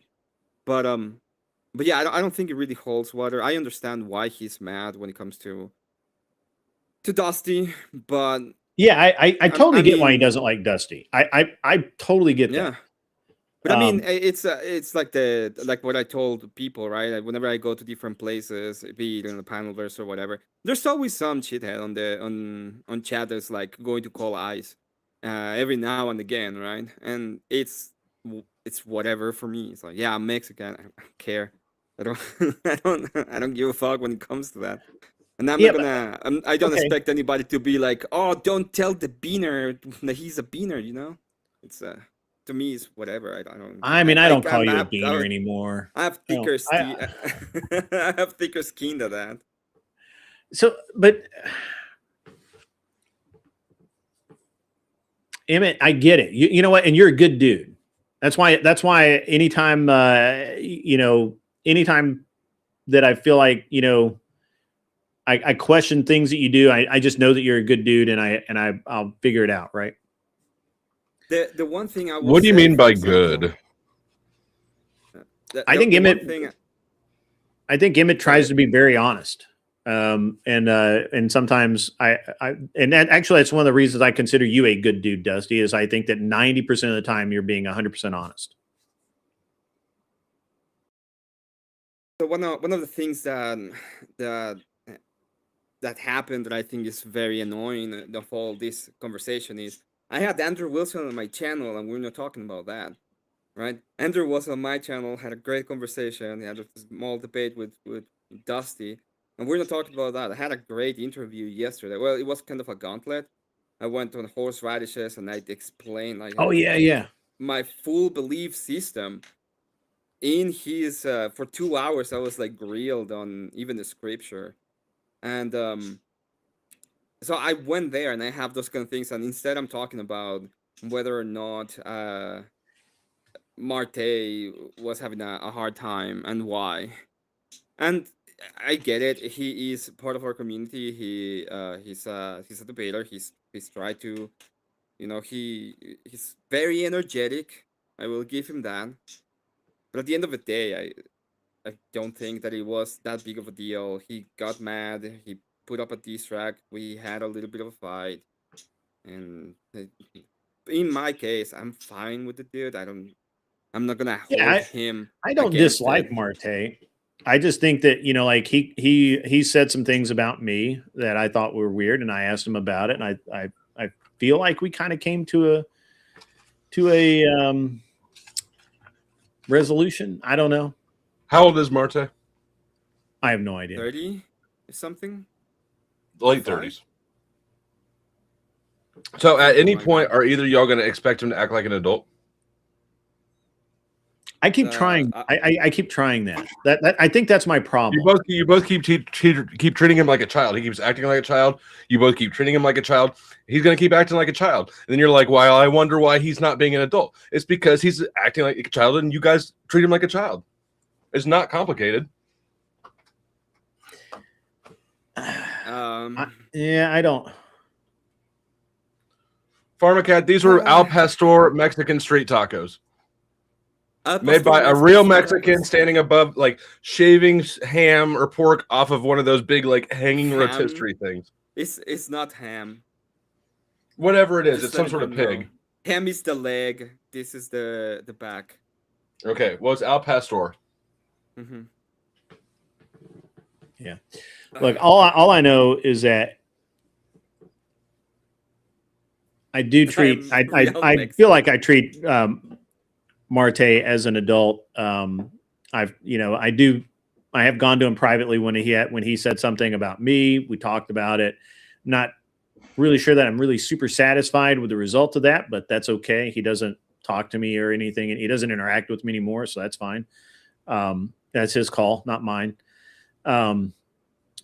Yeah, but what I'm saying at the end of the day is I understand that you don't like him. He doesn't. It's not a question of. I'm not gonna come here and be like, Dusty, I'm gonna hold him accountable for his actions, and I'm not gonna go into my chat and be like, Dusty, you better watch your mouth when it comes to him. Right. When it comes to the internet, you either have a little bit of a thick skin when it comes to these places, because Gigglegate was a thing. Agreed. And I didn't go on into against you when you said whatever. It doesn't matter. Yeah. At the end of the day, he's mad at you for not fighting his battle that he won't fight himself. It's completely absurd, childish, narcissistic behavior. It's absolutely absurd that he was mad at you. What he was mad at you guys for. There's nothing like I can see the smirk on your face. I can see the dissociation on Grids. I know you both know that I'm fucking right about Marte.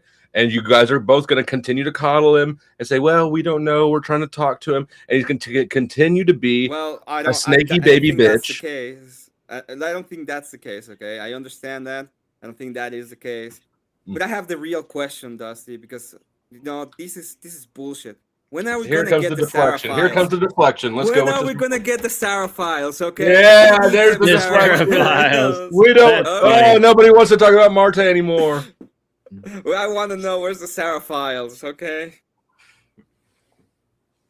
I invited Abe up. They're inside of Marte's vagina. That's okay too. Link you, please. Sure. Well, let me find you. Message me on Discord so I can find you faster, because I get otherwise you're like way down in the list and I can't find you. So look, I have a question. Yeah, go ahead. You guys are both conservative Christians. I assume that you both see. I know Emmett does. I assume that you both see yourself as part of that cultural movement. Yeah. Do you think that Marte is helping your movement? Or do you think that that's exactly my problem. That's why I think he needs to be held accountable for the things he says and does. And I don't think that he is. I think that that's a problem. I think that for the most part, like many people, I'm not just picking on Marte. A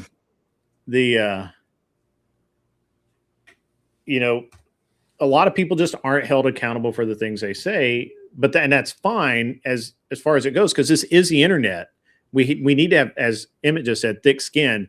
We shouldn't get pissy about things, right? But I think it depends. If you're talking about a bunch of bitches being unhappy because he goes on and calls them degenerate bitches, which I think they are, then I don't have a problem with him doing that. It's like the Book of RLM, right, Orthodox guy? Anyway, when it comes to that, I don't give a fuck about being a bunch of bitches being angry because they're a bunch of bitches. I'm not really sure I don't know what Emmett just communicated, but I think I agree with it. Yeah, he's being something funny about a bunch of bitches. He's not concerned about being a bunch of bitches. If a bunch of listen, okay, there are a bunch of women that come up to spaces and they're like, oh, you see this guy, he's like a Christian and he was mean to me. He called me a bitch. And I'm like, yeah, because you're one. Stop being one, and maybe I'll stop calling you a bitch. But when a grown ass 5'3" bodybuilder man does it, you're all like, oh, let me help you. Yeah, let me help you call her a bitch so that he can stop being one. I don't have a problem calling bitches bitches. In fact, I will go on and call them more bitches if necessary. And I can point out to some people on the space that have been complete bitches, and Orthodox guy knows about them. That's why I mentioned the Book of RLM, for example. What about the Book of RLM? Emmett's using her as a deflection point because he doesn't want to talk about Marte anymore. Oh. Hi, Denizen. The woman. Welcome, Denizen. Welcome to the show. Greetings. Thank you, sir. Denizen, who do you think is being a bitch? Bitches are being bitches. Bitches be bitching.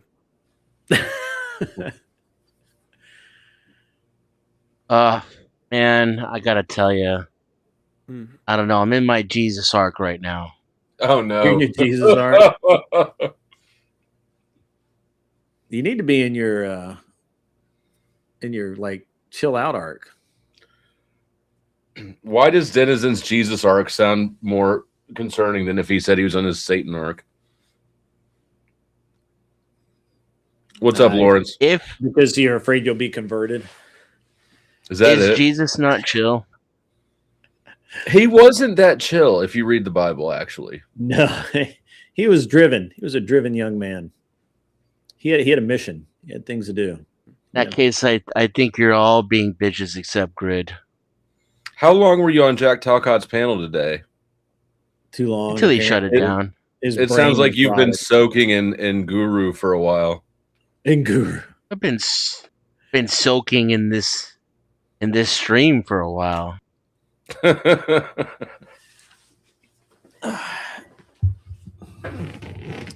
But yeah, Nope. so it would depend on what. OG got to the link. Got to the link. Going. What's up, brother man? What's up, brother man? Some OG, you are. It's echoing up. It's echoing up denizens. Yeah, Oh, is it's it Denison. Denison? Yeah, Oh, it's is it Denison. Denison? Mormon soaking. Mormon soaking. Denison, fix that, please. Thank you. Oh, and it was cat. I was at a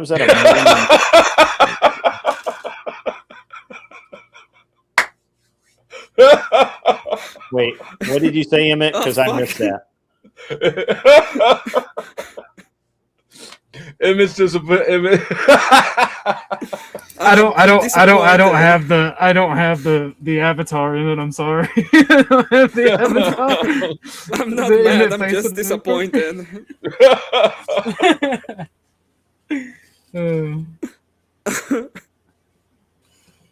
Oh man. Yeah, Mr. is the anti-Talcott. Probably. Talcott show was great today, by the way. That shit was fun. It'd be fun over there sometimes. I think it's more fun when Dusty's calling Talcott a weirdo or whatever. I called him the Antichrist once, and luckily he's forgiven me and hasn't struck me down with his wizard powers. Yeah. But I still think of going in the camps when he sees his power. He's like, "Oh yeah, me, and Chuck are all fucked." He might re-educate me though. He's just gonna straight wall you guys.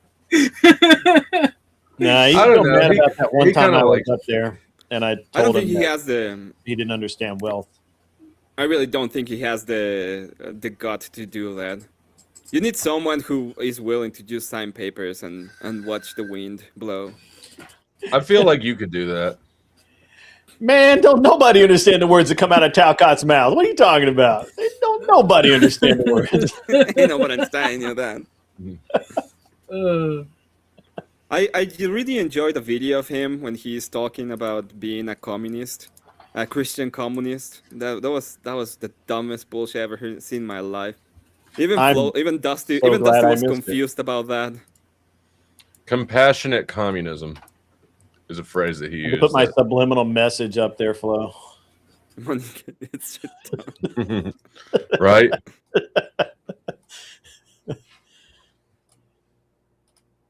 It is what it is.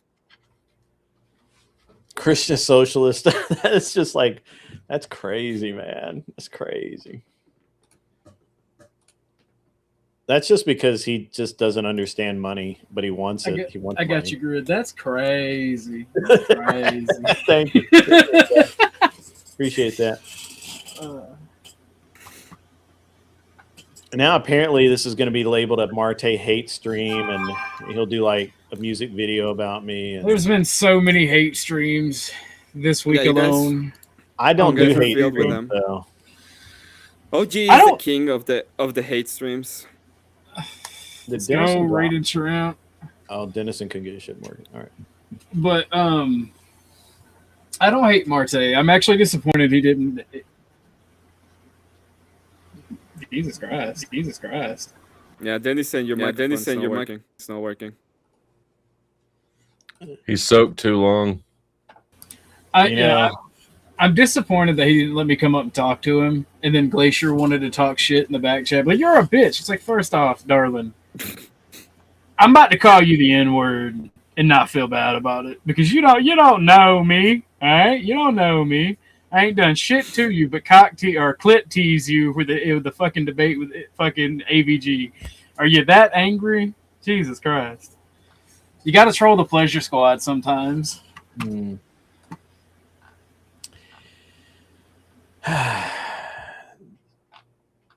Yeah. So drama and you know what? You all suck because we all know. First off, you Dusty especially, you know that you live out of drama, okay? And everybody loves it. That's why you have the views that you have. And all of you are coping because you fucking love it, okay, as well. As much as you pretend you don't. We're you're trying to enjoying it, grow as fucking people, love okay? it. We're trying to be No, better you're people. coping. We're You're trying coping to because be you're not better even people. able to accept your love for the drama. That's what I'm telling you. You guys are just coping. No, I genuinely hate it. It gets in the way of having fun. It really do. A But you love it, and you make a whole news station out of it. As soon as the fucking Sarah shit happened with Flo, you were like, Dusty. Oh yeah, of course. You're like Dusty. Nobody loves drama more than Emmett. Emmett, and he knows where all the drama is. He's got like Spidey drama sense. Emmett's a dirty little slut when it comes to the drama. I'm almost what I need to be. The best drama I covered, to be fair, is it's a 10th Man video. Becca's a groupie for Flo, so she doesn't care about the drama. She just, she's a groupie. So nothing wrong with that. Nothing wrong with that. That 10th Man video, when it just starts, he's crashing the fuck out, and like 10 minutes in, he starts calling me out for nothing. I'm not.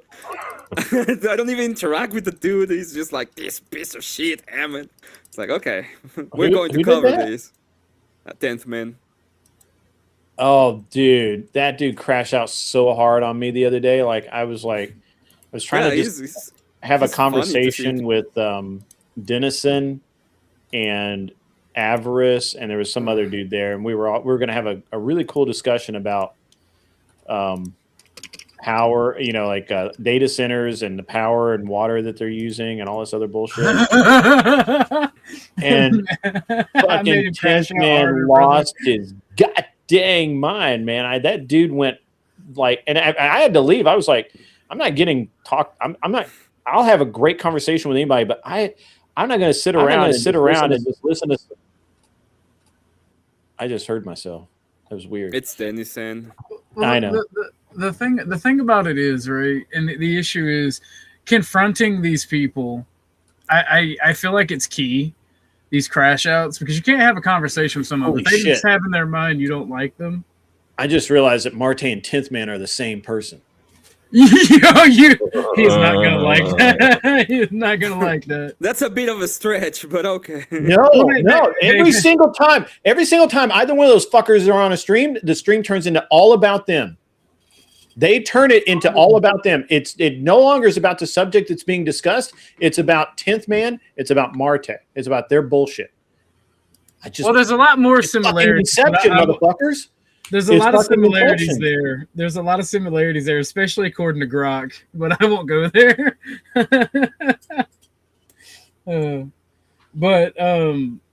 I'm disappointed he didn't let me up. Like I'm really disappointed. I wanted to talk to Marte, and I feel like it would have been productive. And Marte funny. doesn't come around anymore. He thinks because I can have conversations with Dusty and I don't disrespect. Say it, Grid. Because we're friends. There it is. Because Dusty and I, we don't hang out or anything, but we're cool. That I'm a centrist, which is just I'm like constantly on Dusty. Like Dusty's gonna be a Christian by the time this all said. Don't say you're a centrist, Grid. That sounds super gay. Right? I agree. Yeah, you're like riding a fence. That's the gayest shit ever.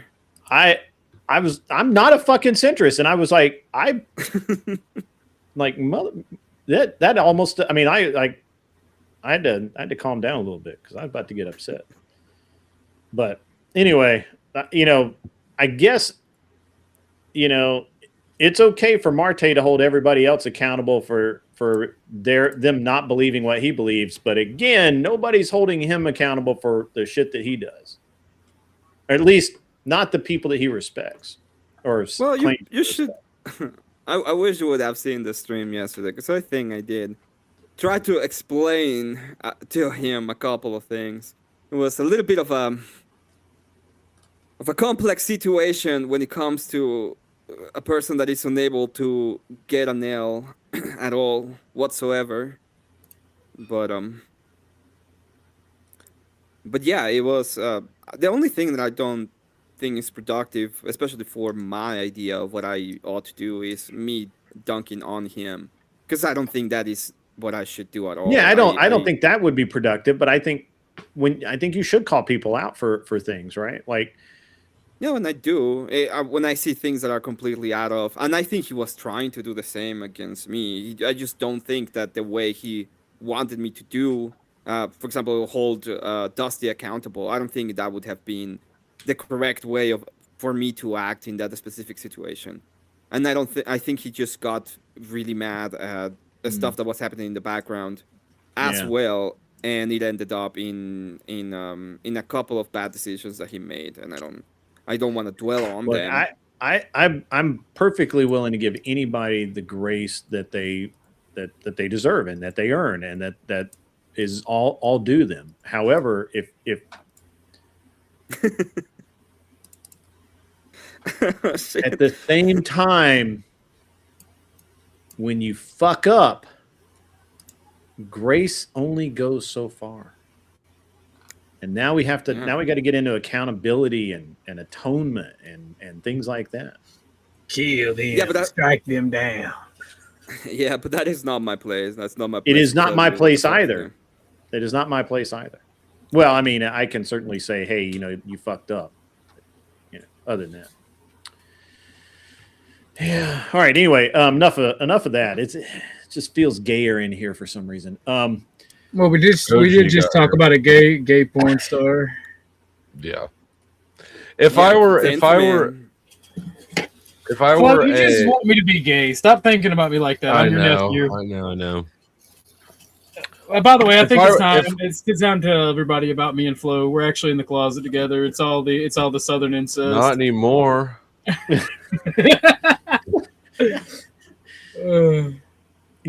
So here's the problem with that. You couldn't fit both of you and your egos into the damn closet. So I don't know what you're talking about. All right. First off, that is I can't even be mad at that.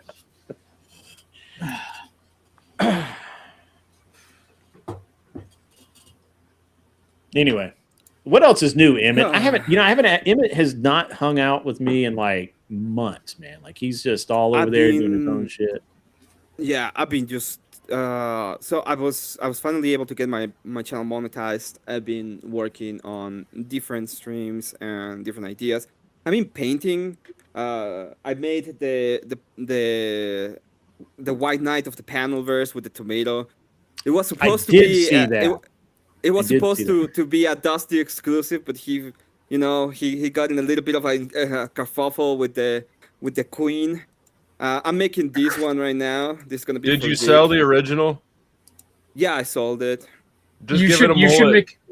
Turn it into brick or clay. No, but you should make a second figurine just like that one, and instead have it with the tomato X'd out, or do something artistic to be like the betrayer. The betrayer. The betrayer. So I'm making one right now. This one's gonna be for Vic. He bought it. It's like pretty good. I've been doing that. I've been doing little art projects. I've been working a lot of on my channel more than anything. Like and I've been doing debates. I've been doing I've been debating ethics. And are you debating at DebateCon? Are you maybe I am. Well, at DebateCon, no. At DebateCon, what I will be doing if I go over there is I'll be doing interviews, and I'll be making a small documentary of DebateCon, like people over there, what they think, going through the different places, for example, the after parties, or during the debates outside of the booths. The whole point of what I want to do is like be outside, get into different places, get perspectives, and make a documentary of it. That's what I'll be doing if I go to DebateCon. I'm doing the same event that I did in Nashville in Dallas, except the debaters are obviously we've got most of the debaters lined up. I can't talk about it just yet. I'll let you. I can tell you privately who's going to be there. Mhm. It's a good list. Why can't you talk about it publicly?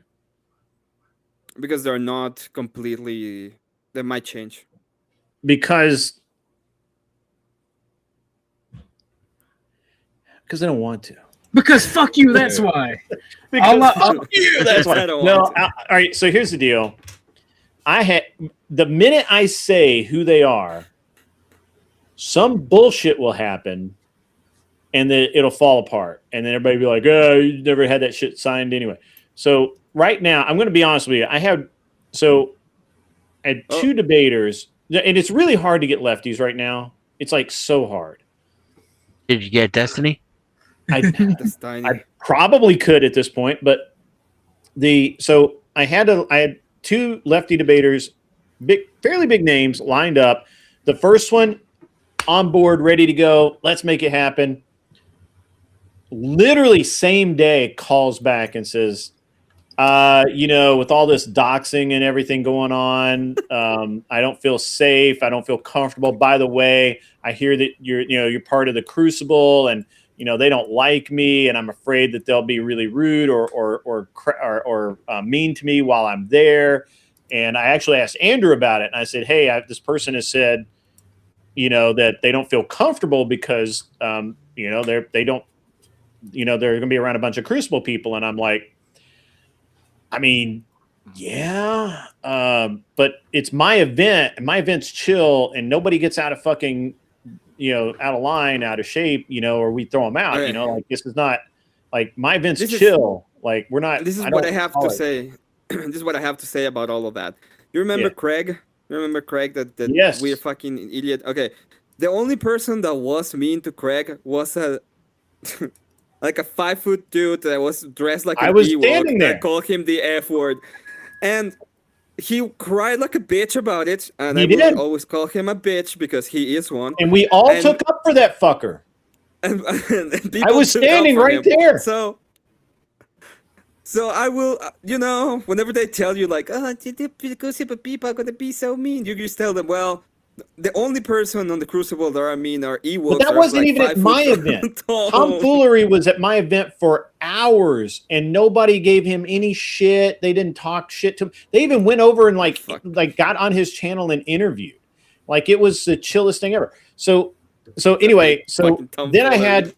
So I counted that person out, and then I talked to somebody else, and they said, "Oh, I can get that person 100%." So they made some phone calls. Now that person's back in, but maybe not, kind of, sort of. And I'm like, "All right, look, I'm going to put you on the list, but you better fucking show up."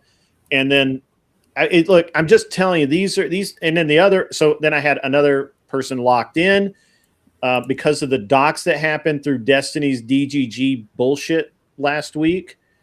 That person literally called up and said, "Yeah, I'm not in." And then they call back, "Yeah, I'm in, or I think I'm in. Give me a week. Let's see how this docs goes." And I'm like, "You're going to a live fucking event. What do you what are they going to do? I mean, they can walk up to you. There's no doxing him needed. Like you're right there. Like what the? I mean, like it's the dumbest shit, and it's all on the left. Not one right-wing debater has said any of that. They're just like, "Yeah, cool, I'll show up, bro." Like, that's it. That's all I got to do. Yeah, I know. I can't make it, dude. Fuck you. Okay, no problem. Great. I'm still looking for the mythical libertarian that is willing to defend libertarianism as a possible political system. I'm still looking for that fucker that will. Baby and Liberty's your man. Baby and Liberty's your man. Yeah, just ask him. Somebody ask him if he wants to debate it. I think he's live right now. Hang on, give me a second. I don't know if he's live, but he was on just. I want to debate that the neckline of that T-shirt. What happened there, Emmett? His woman he got grabbed by the woman of his dreams. Yeah, no shit. Pharmacat, what'd you do to him? She was like, "Get over here, boy. I'm gonna make you a man." We don't talk. Mama about needs some loving. Kitsy Cat says she's uncomfortable. What I want to know is, will OG and Denizen be there for the face reveal? No, I was thinking about it, but I was advised by my attorney that I should monetize my face reveal. No, I monetize your face reveal. I monetize your face reveal, not the other way around. Like, Well, yeah, I was advised against that. My face reveal has already happened. I've been That's true. doxed. Yeah. At this point, OG is probably the most publicly available person on the Panelverse. Imperius To was be like, fair, "Share there are my people in this community who have seen my face. Who? Jamie? Yeah, probably. I cam up on Discord occasionally. The leftists are huge, but vaginas. Yeah, I agree. I mean, vagina. Yeah. Yeah, look, but so I can tell you that like Wicked Wally, we have a great debate for Wicked Wally. He's really gonna have a good time with that. We've got, I mean, I can tell you all the right wingers are gonna be there. Just the leftists they're skittish, man. They're like cat in a room full of rocking chairs. Why though? They have all the institutional power. Like, what's gonna happen to a leftist for being doxxed? In my last debates, I was able to get one of them say 2 + 2 = 5, and 2. I don't know if 2 is less than 4, and those were wins that will never. I'm trying to get Baby and Liberty to come over and. Oh. Never mind. He's busy. That's fine. Someday I'll get that meeting. What do you want to what do you want to debate? I'm asking right now. You want to debate? It can be in the negative or in the affirmative. I don't care. Is libertarianism a possible political system? I'm saying that it is possible, not, and I can take yes, possible, and I can take it from me being in the positive. Political system or economic system? Political system. Possible political system.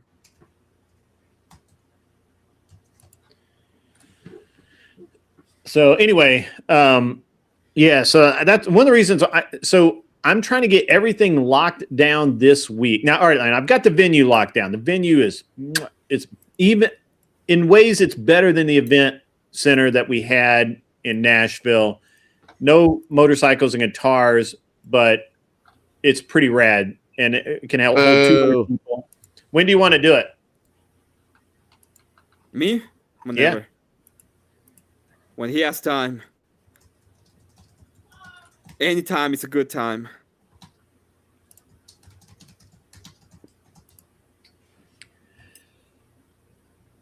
I notice you guys don't do pre-polls. No, you're just fucking around without the pre-poll, right? Basically just a popularity contest. Yeah, I don't like popularity. I like figure shit out. Like make good arguments. I don't care. Like before the debate, you got to poll the same audience that's there after the debate and ask them where they stand. And then the majority doesn't win. It's whoever creates the most difference that wins.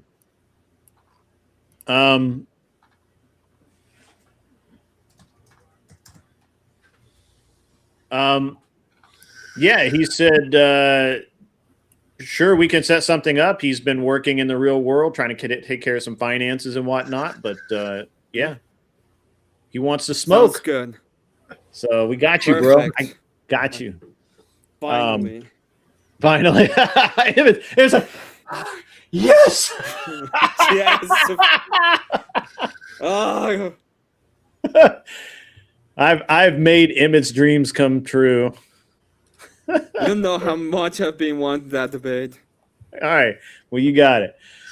From an actual ANCAP libertarian. Yeah, I'm okay. Like a real one. Like not just plays one on TV. So, but the venue's sick. I got room for 200 people. We have a small kitchenette office kitchen kind of thing. We've got side rooms where we could do. We could, in theory, do side debates. Right, so we could have the main debates and then have people debating in smaller rooms, and we're doing interviews. Emmett, if you wanted to do interviews, and yeah, it's gonna be a rager. So no There's free only beer one- though. No free beer. I don't provide beer because I don't drink and I don't contribute to the delinquency. There is If you- only one. Can I show reason up in would robot go- form I'm sorry. There's- like Edward Snowden? How do you mean? In robot form, like with the Edward little with the little Segway, Yeah, remember- with the little Segway and the fucking iPad The taped to screen the on fucking it? handle beer. Yeah. Well, here's my thing. I'm gonna be real with you. There's only one reason I would go to Dallas, Yeah, I know. and I'm saying I know. if he's there, I'm immediately fundraising to go to Dallas that day. One of you fuckers better he's- sponsor me. I'll be He's so gonna lit. be there. I couldn't hear I know you. what Emmett. you're talking about. I know what he's talking about. He's gonna be there. I'm gonna go full black, man. I'm gonna be like, all right, let's do this.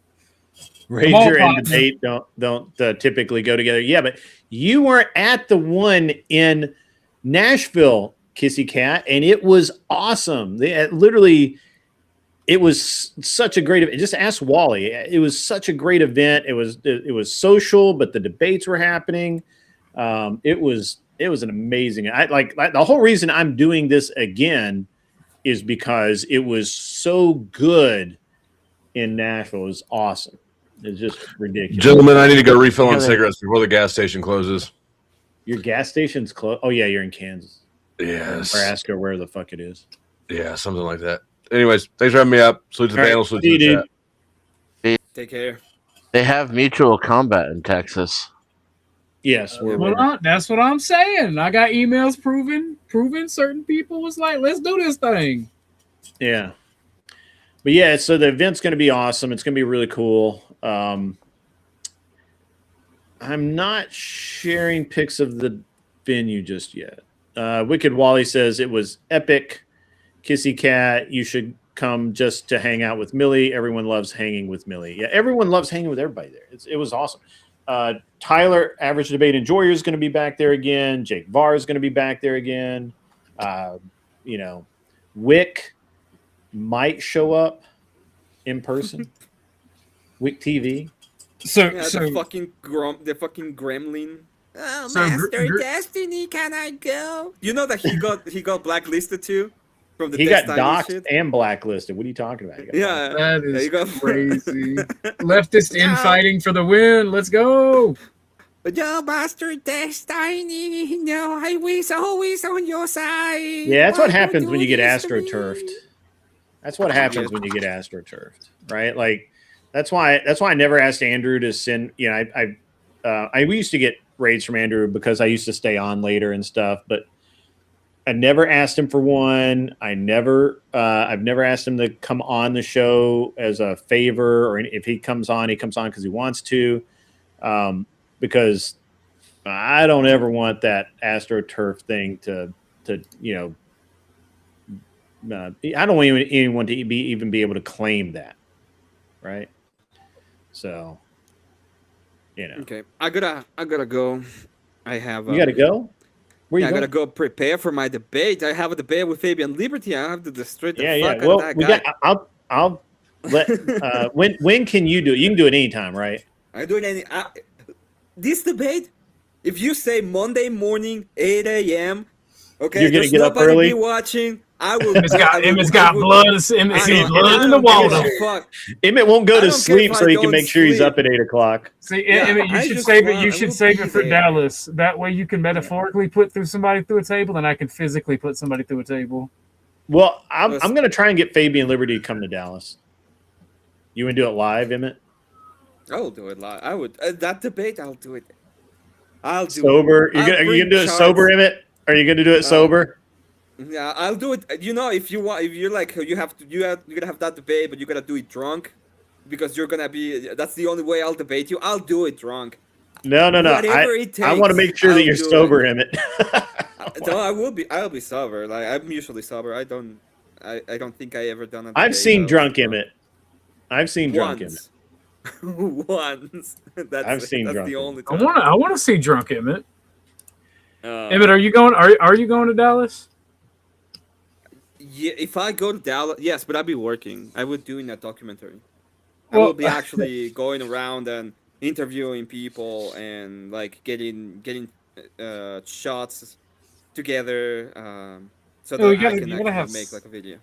you gotta have some time off. If he's in Dallas and I can gather up the cashola for the trip or get a sponsor, I'm gonna go and I'm gonna buy you a beer. I gotta take the homie to the bar. I feel like that'd be awesome. Yeah, it'll be cool to Yeah. hang with Emmett in person. My actual Viking, I my- just sent you the link so you could jump up if you would like. By the way, you know what I'm gonna make a documentary at a party is code for, right? I'm gonna be where all the hookers and blow is. Jesus.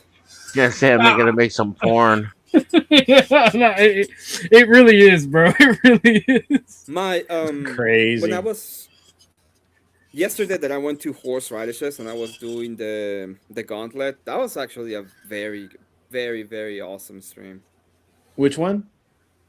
So yesterday horse riders had me on and he like put me through the Oh, ringer. yeah. Like he was like asking me about my belief system. Like we went through a lot of questions. It was really a really cool stream.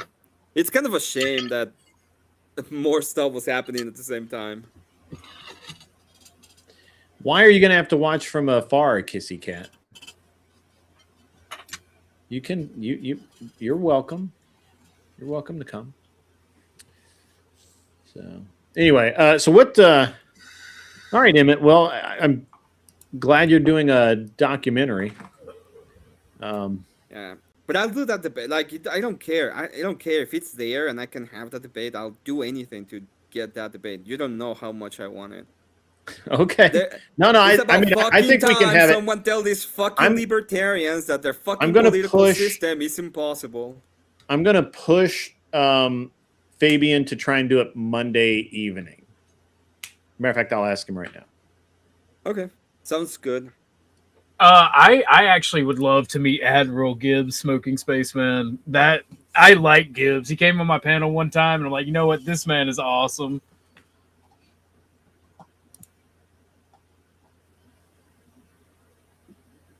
Yeah, that's it. Yeah, the Gibbs is my moderator. Gibbs is actually my Gibbs. This is a co-production actually because Gibbs is actually really helping out a lot with a lot of the stuff because he's near Dallas, and he's actually responsible for one of the what are we going to call them?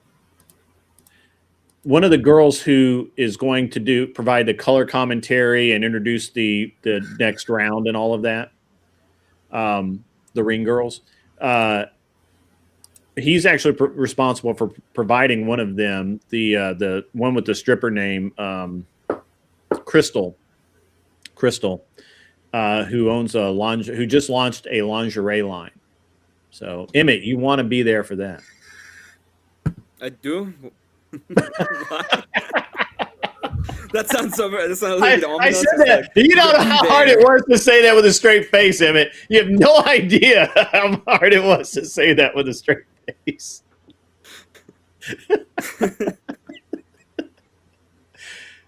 Oh, yeah. Monday night. Let him know the format and the exact prompt. Me, Clear your I send you schedule, the prompt. I will send you the prompt, and then we can Send me do the format and the prompt, and Monday night you get your wish. Finally. Emmett. Finally, Emmett's like, my God. I have been asking for this debate for a while, so yeah, finally, I'll send it to you. I tried to set it up for you before, but you were like, nah, baby and liberty. Who cares? No, I wanted with whoever. It was not about that. Fabian Liberty. I even asked. Flowstead was supposed to have the debate, and he backed out. He was like, "Nah, I ain't having that debate." Hey, namaste. Good to see you in the chat. So I gotta ask Emmett before you dive off because I know you're about to leave. Do you think I'm off base on the thing with Marte? That I find it odd that more people aren't holding him accountable for his behavior. I mean, I know that you did. I didn't say that you didn't do it, by the way. I understand that you did Well- that, and that was part of the issue that you were having. I did understand that. So it's but a I it's a double problem. Marte is like has like these kind of super loyal idea of how he is like 100% with the Crucible and with this kind of Christian idea of what we ought to do and how we ought to act. He's Sure. I'm not I don't know enough about him personally to do any kind of condemnation or anything like that. So it's Yeah. hard for me to do that. At the same time, he has been clear about what he actually did, and there's been a lot of things that have been said about him when it comes to like the things he did that are not necessarily true. Like he Hmm. never went on and had like a full on blown intercourse with another dude. So and people keep saying that he's like a gay and shit. So I understand when he gets pretty pissy about it and he gets really mad about it. And I try Yeah, not I to get bring that. it up in that sense. At the same time, I do have a problem with Brother man, you don't have to have full on gay intercourse when your exact words are, I'm gonna make you look at it. I am not You're a going to bad go boy. there, OG, because no, let me tell you something. It might be the case. In my worldview, it might be the case that he went on and had full blown gay bullshit, and he goes on and he repents and he feels absolutely bad about it, and I don't think that's bad. See, that's So I'm going to come back to that. I want to come back to that. Give me one sec. Only with Orthodox Christians, though. Can you help? What do you mean there? What are you referencing, Abe? We were moving pretty I don't fast. I'll know. make sure. Oh well, he probably believes that my idea of the belief system is only with Orthodox Christians. But that's not the case. In reality, people can see me when I go against lefties that I know are complete bullshit degenerate idiots. I will tell them that they're complete bullshit degenerate idiots, and I have absolutely no reason to have any kind of grace to them, which I don't have, and I don't have any kind of reason to believe that they even want it. In fact, I see them as a bunch of degenerate pricks that all they want to do is quote the Bible as if it was some kind of deck of cards to entrap me into my belief system because they have none on their own. So it doesn't He even was matter referencing when it comes to Marte. that. Abe, I sent you the link, man. Jump up if you can. If you can't, that's cool. But I like Emmy. I like that. What's up, Viking? How are you, man? Hopefully Hey, you can hear me. I can hear you. I can. Yeah, good, Give me man. just 1 minute. I want to kind of circle this for a second. So Emmett, let me ask you something. So we all know about Grotgate, right? Yeah. And Yeah. and we all understand that I had a phone call with Marte, and he and I settled things. He gave me a very good explanation for what he did. I told him I still thought that it was wrong, and he said that he was going to make it right, and I believe that he will. If I were to if it were to have gone a different way, no, that's not a good example. Let me back up. So, do you think I handled that appropriately? I do. I don't have any Okay. reason to believe that there is that something about that was handled inappropriately.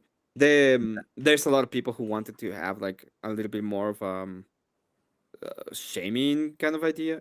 Sure. It's really, this is the point that I'm gonna say. It's really hard for me to go on and just condemn him and try to say this guy is like a worthless guy because that is not my position, and it's kind of impossible for me to do that in the belief system that I have. It can be the case that people are in error. It can be the case that people are, commit mistakes and do bad things. But we're in a process of theosis. The point of going to the church um, is to actually lower yourself to the church. So he's doing that. He's an unorthodox Christian. I have no reason to just throw him inside, throw him Yeah, down I under the get it. bus. I get it. And it's What if the person's not a Christian? Oh yeah, he can go fuck themselves. Yeah, I don't give a shit. So let me ask you this, Emmett, because this And is by the way, this goes both ways, okay? Because non-Christians will say exactly the same thing about me, which I Right. believe is completely Yeah, in fair a enough. general idea. They can go, they can tell me to go fuck myself. I can tell them to go fuck themselves. Give a Mhm. shit. But what you're saying is you reserve judgment for someone who goes to church, but if you're Do you not a know what Christian, is then judgment? Do you know you what don't. judgment is? You don't know what I'm judgment is, asking do you? What is the judgment? question. No, you said that Whatever you want it you've to made. be. Then yes, I reserve my preferences for myself. Then But Yeah, so not for other Christians. I reserve my preferences for myself, Denison. Mm. Like, So what if someone was exactly like Marte, but they weren't a Christian? Then would you reserve your judgment? No, he can go fuck himself. I don't have a reason to treat him any differently, right? Well, I'm asking. I'm just asking your point of view. I'm telling you, I don't. He can go fuck himself. I have no reason to treat him any differently to my preferences. And so being a Christian or going to church, that is a reason to treat someone different. Yeah, it being a changes the Christian, you have expectations. being a Christian has a different expectation of how I'm supposed to treat them. Yes.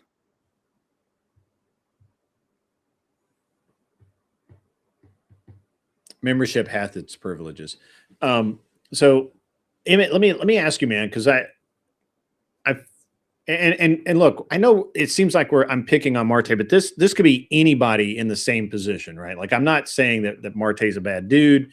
I'm not willing to say that. I'm not willing to say that he's not worthy of a bunch of grace. I'm not saying any of those things, and I haven't said any of those things. What I will say is that if we have such an example of a wrongdoing, right? Like that Grot Gate, right? Mm-hmm. And let's say that it was you and not Marte, but you did it, right?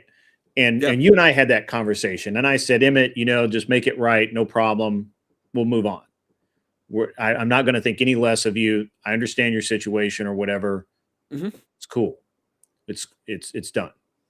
If I gave you that grace and then you turned around and somebody else who, and now keep in mind that I'm not an ortho bro. I'm a Christian and I'm treating you like a Christian, huh? Are you a proto bro? I'm a Baptist bro. A proto bro. Yeah. You need additional pylons. Yeah. Additional what? Pylons. It's a StarCraft meme. You probably never played the game. I don't play StarCraft. I don't play video games, bro. Don't. But one of the guys. Now you're just trying to be superior to me. That's what you're trying to do. You're trying to. you're trying to flex. So I made the distract against re-exam. I call them proto bros, the proto bros. Yeah, and one of the jokes is you need to construct additional pylons because Protoss is a race in StarCraft. So that's what I said. I got nothing there. I'm sorry, your joke did not work on me. But let's say Christian to Christian, I show you grace, right? Even though you're Orthodox, I'm not. I show you grace, and then you turn around and somebody and you. For example, somebody says something about you that you don't like, or whatever, and you show that person who's a Christian as well no grace at all because they're not Orthodox. Could you see where that's kind of it chafes, if you will? Yeah, it's not necessary. It's not the greatest way to make the representation. The problem. This is the problem that I have, and that's actually the problem I have. Grievances. Yeah, I can understand the grievances 100%, and I don't think that is the best way to do it. My position in the church is not to go off to people online and be like, I'm gonna go ahead and shame you into submission or anything like that. The point of the point of the church at the end of the day is if he does something wrong, he realizes that he does something wrong, he has to submit to the authorities of the church, and he will get guidance out of it. And I think that he will get guidance. It's just that right. the way that we look at it sometimes is like, oh, you know, you guys have to come into our community and you're meant to pretty much condemn him, and that is not the position at all. The position from our I'm not side condemning is anyone. to I'm not condemning anyone, and I actually really wish that Marte would tone it down or do whatever he needs to do to be more whatever.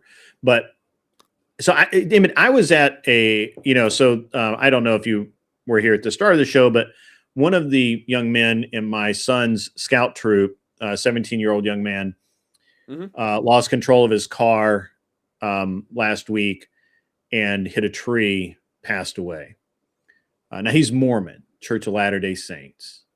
I am not. As a matter of fact, I disagree with most of the things they have to say.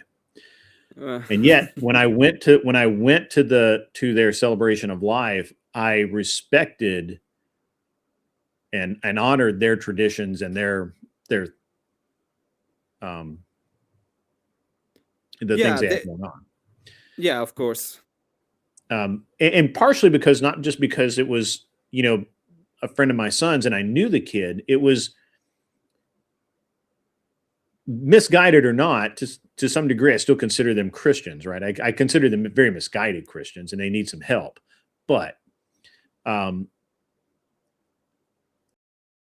they were welcoming to me knowing that I'm a Baptist, right? They did not snipe at me. They didn't, none of that. Right. So I have a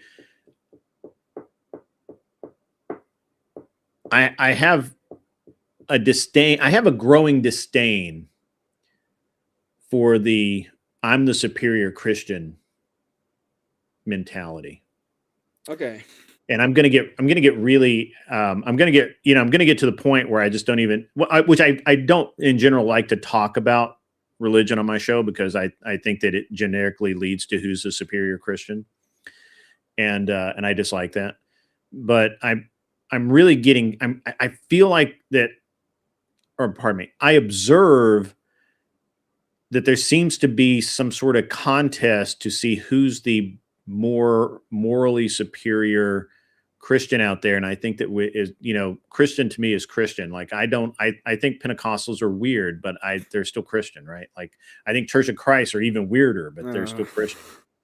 Well, that's the question. When it comes to the, and this is something that I was telling yesterday, when it comes to the actual thing in Christianity, there is a point, especially if you read the canons or you read Nicaea, is like, Christian is to accept the creed, for example. You have to accept it. Either you may give ifs, buts, and you may not like it. You would be like, but the point of it is Christianity has a meaning of a word. It has an authority. It has revelation. It comes from a specific place and specific time. Yes. It gives you the moral considerations that you have as a Christian comes from there, and they have a place to be. So when I read, for example, the creed, and I read the creed, and then I see the Mormons, I'm not trying to attack them, because I'm not trying to attack them by saying that they are completely wrong and they are not following a Christian life. And I will say the same thing about any denomination or any of the possible denominations. I can hold a greater grace from people who, even by say that they believe in Jesus Christ, simply by saying that, I have a higher consideration for them because I am called to it. Right? It's not the same thing that a fucking atheist is. They have some kind of moral problem and quandary with him than if it is with someone that professes to be Christian.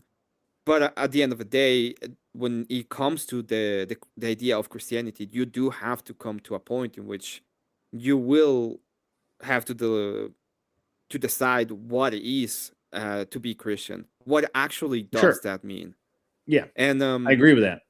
obviously I'm not an apologetics, so it's almost hard for me, except for the philosophical ideas, to tell you this is actual Christianity, and I can tell you why with all of the authority. I don't have that authority, but I can tell you that in the philosophy of things there are huge differences, and those differences mean something. It means something in the you know in the it means something in the short term, it means something in the long term, and it really has to do with theosis and getting closer to God and finding salvation and doing different things in that aspect. Yeah, I mean, we agree on that. We agree on that So part. there's a lot of people, for example, that get very angry and get kind of mad at the idea of, oh, the orthobros that used orthobroing us. And it is like, when it comes to apologetics, including online apologetics, and people are calling each other grifters and stuff like that, you have to view it with a higher standard of mind. You're talking about people who profess to be Christians, and they're gonna have actual conversations that in the church, when it comes to the Orthodox Church, these conversations have been had since 2,000 years ago. There's canon, there is church authority and principles and tradition, and all of these have to do with these kind of same apologetics that happen in the 6th, 7th century. It's kind of the same kind of conversations that we're having right now. And sometimes they're very high tier. Sometimes is versus, Mahler, and he's a fucking retard. So it depends on who are you going to be talking to and why. And obviously I understand how grating it can be to have your belief system taken down from you, and you can see that as an attack on your culture or your family or your life, and how grating can that be. But at the end of the day, the truth is, there's a reason why I said that the truth is a two-sided sword, and it's gonna Sure. divide. Yeah, and I agree with that. That's why I'm always very concerned for orthodoxy when they talk about 2,000 years of telephone. I play telephone too, and I understand how the game works and how things can be distorted throughout time. And that's and so I can easily say things like that. And I understand it. I get it. And I understand that, I've heard all of the sola scriptura arguments. I've heard all of them, and none of it has swayed me to believe that orthodoxy is the superior Christianity. There's no superiority. It's not about being superior, because it's not about you. That you don't have the superior idea. This is the point. When I ended up coming to it at the end of the day, is like, well, you can say this is just men doing men stuff, and that's why the game of telephone it's not gonna work, because at the end of the day it's gonna get corrupted. But there is a specific criteria that was given by Christ directly when it comes to the church. I understand. Yes. And the point of the church is that it's a divine institution. It's a miracle that the church even exists. And the point of it is, no, it's not man-made. It's a miraculous divine institution that is there for you, that is doing and being guided directly by Christ, and it's the place to meet him and go to him and have a greater understanding of him. Again, I understand. I don't agree with it, right? And but then again, I don't agree. Like I don't agree with the Church of Christ. I think that they're wrong. I think that they're, I disagree with other religions. I was raised Southern Baptist. I've been a member of the same church for 40 odd years, actually longer than that.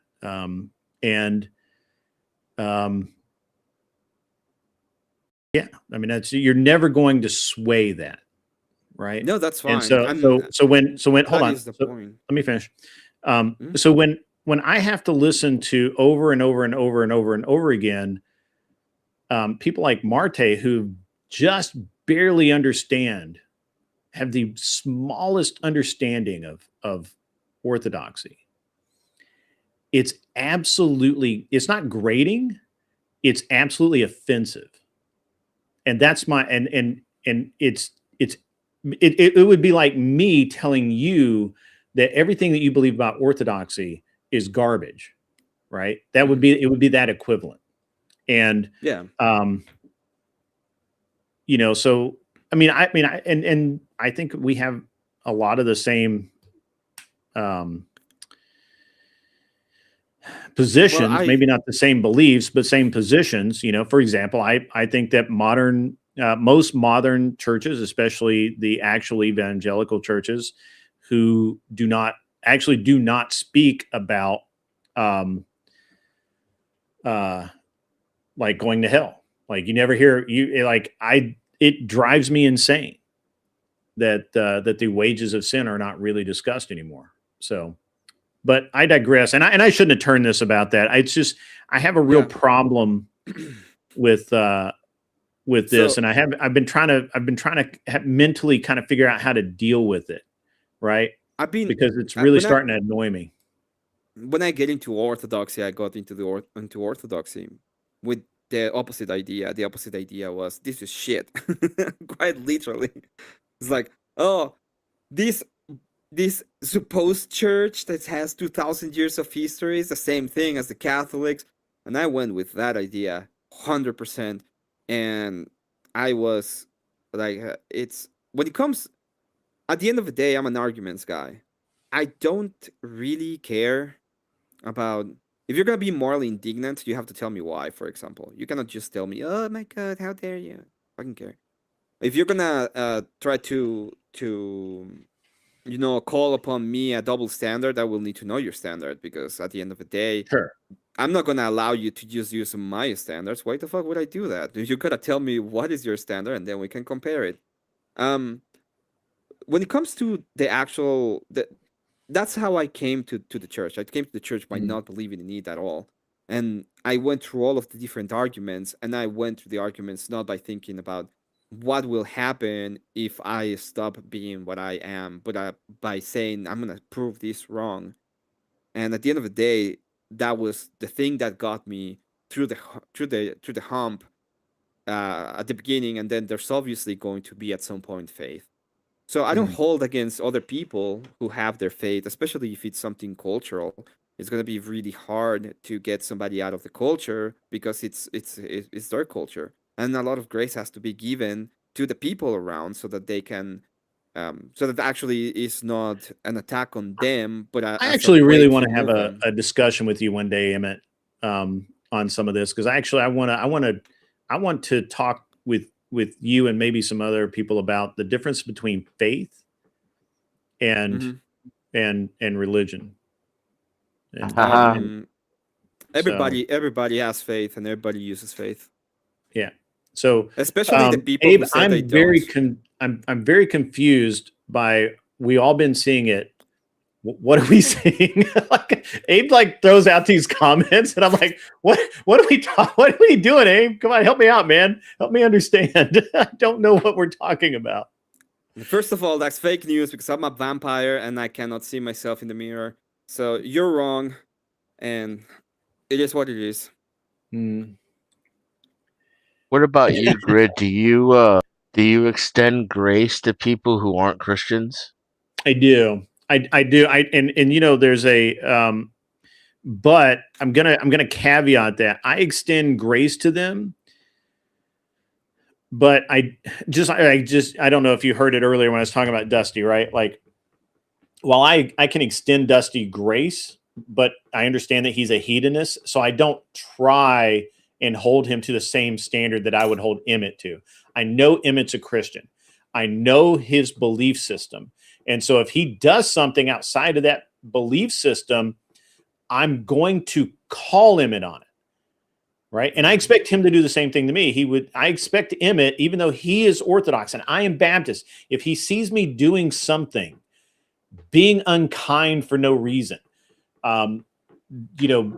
being being dishonest, if he sees me doing that, I expect him to initially have a quiet word with me, and if I continue to do it, make it public, right? Like there's even a way to resolve that in the Bible about how you resolve these things, right? Like you go and you try and talk to people, And then you maybe bring in, obviously in mine, it would be a pastor. In Emmett's, it's an elder.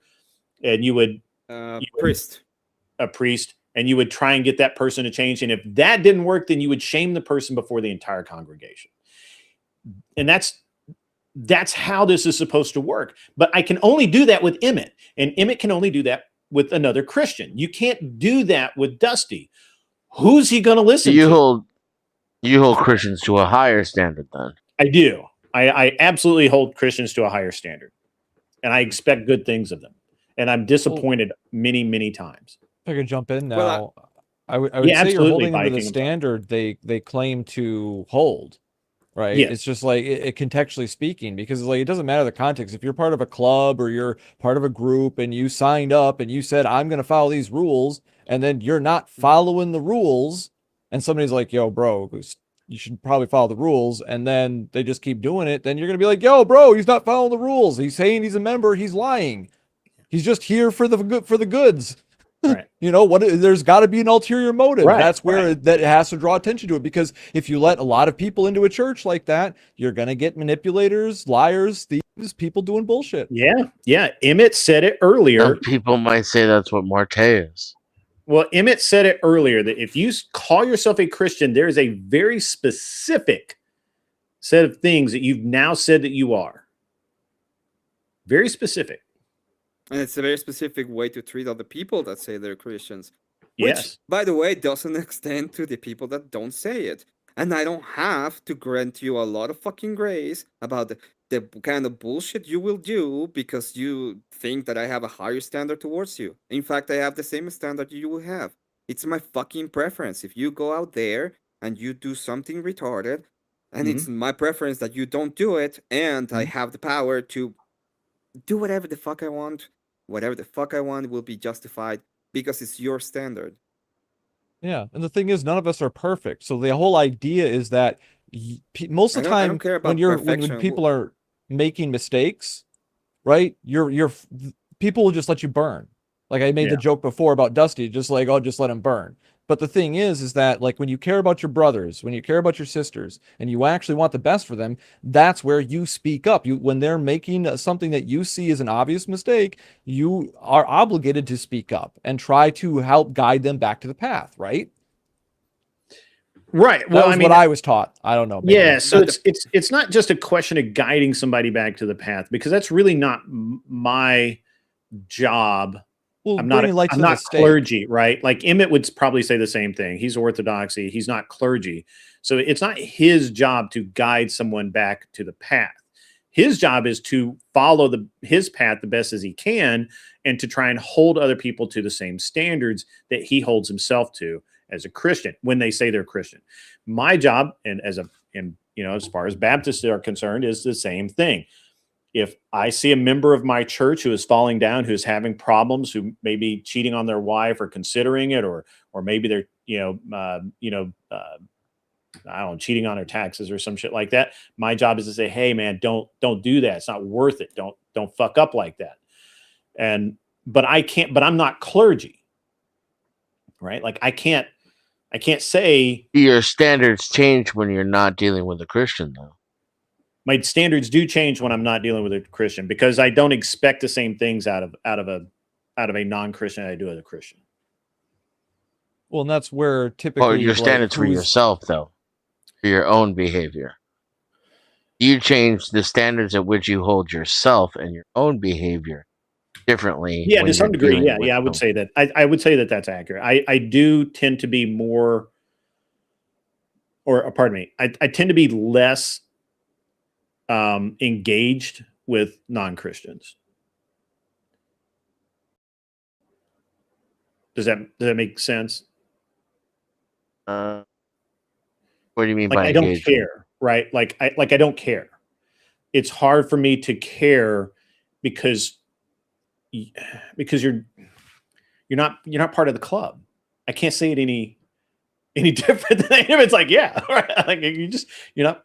Yeah, so like you said, the church usually resolves these sort of issues, right? That's where you're saying you're saying like you take it to them privately, and then you bring it to the church, and the clergy or whoever has been appointed to lead the flock they then have to try to bring a resolution to it. And that's what you're talking about. If somebody outside of that I have a framework clear doesn't way of have that dealing. authority to respond to. Yeah. Let me read this, and then I want to clarify something Viking said. 499 came from Mikey Balls, Insane Wheels. Don't be gay. Support the panel with money. I agree with that. I agree with that. Money, get shit done. It says so right there. So, yeah, no, but there's yeah, what Viking said is very accurate.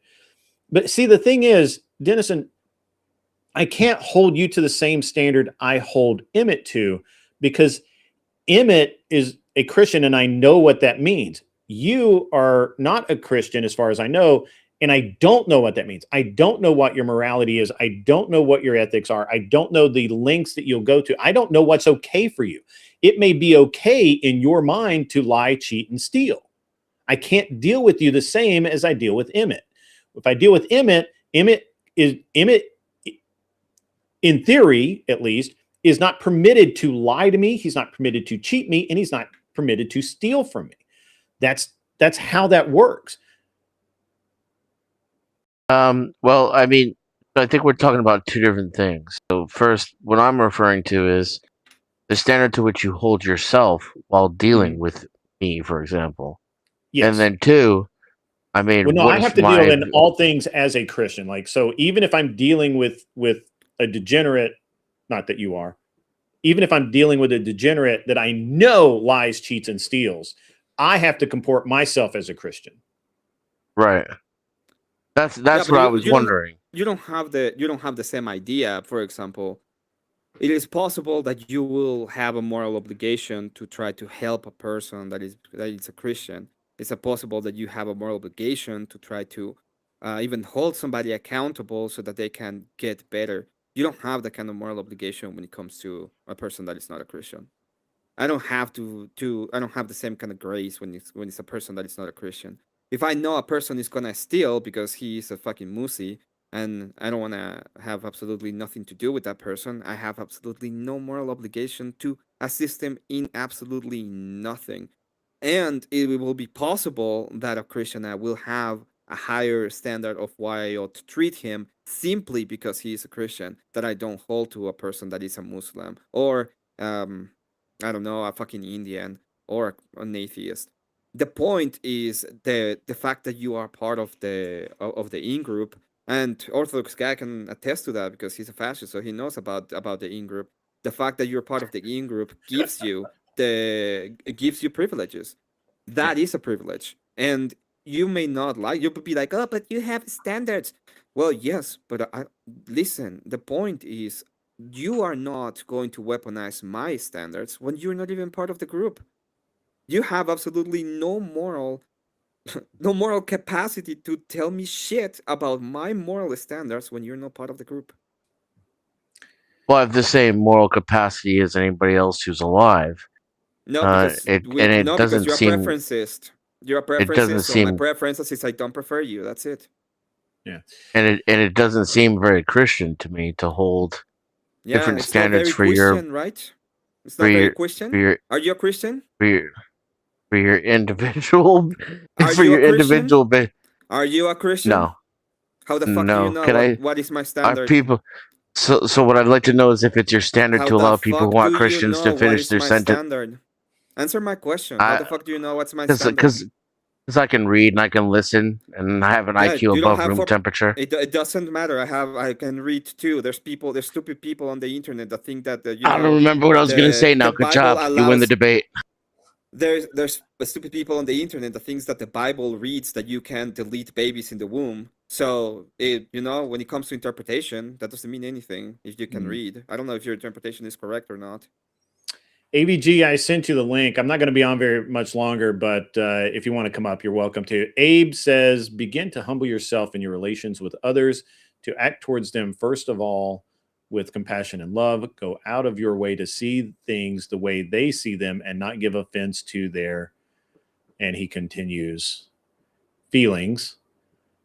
Cease to be an egotist and learn to live in peace. Seraphim Rose. I don't disagree with that. However, I'm again,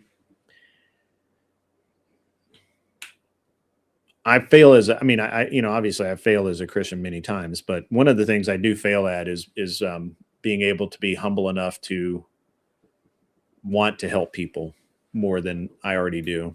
So I know my failings. I'm working on it. At the end of the day, there's gonna be people that try to weaponize the faith against people who have the faith, and that's the point that I'm gonna go for. It's like I'm not gonna go and accept anybody, especially people who are unbelievers, to tell me what the fuck I'm supposed to do as a believer. You know, consistency in your own proclamations isn't weaponization. Don't give. Yeah, I don't give a shit. You be consistent, then. Give me your standard. Yeah. You're inconsistent. Welcome, give a shit. Daria. You're inconsistent too. Hello. Hello. Oh, good. We got good sound. By the way, Viking, it's been a long time, man. Are you okay? Have you been good? Oh yeah, good. I've been focused on my family and stuff. Oh, good. How's that going? So my mom had like a health scare and stuff like that, but everything's all right. So. Oh, good. Glad. Sorry, guys. I've been meaning to ask Viking that for a few minutes now, but I keep getting distracted by all of the talk. So, oh yeah, could you highlight Mr. Mister's comment, because I think he makes my point brilliantly. I think he was actually making Andrew. I mean, right, and he's wrong, because I do hope I treat Christians and non-Christians, everybody the same, equally. I offer everybody the same amount of grace. In accordance to what standard? Mine. So, like when he says he wants to, why are you talking over me? Because I'm not even talking to you. My standard. So you have none. Thank you. You're not understanding. He wants a standard he doesn't hold himself accountable for as a non-Christian, but I do. I hold myself to that standard, and I hold myself accountable for it. I'm the exact opposite of them. I treat people equally and offer them all equal amount of grace, whether they go to church or not. Gentlemen, your preference, Gentlemen, I would love to continue this, because this will be a long conversation. I'd love to continue this maybe tomorrow night when I have 3 hours to do it. But I probably got not long. So this is a long subject. But AVG Namaste says, you were great versus Marte at the end of Dusty's stream last night. W for AVG. Namaste says that. It's very good. Thank you, Namaste. Quite an interesting evening.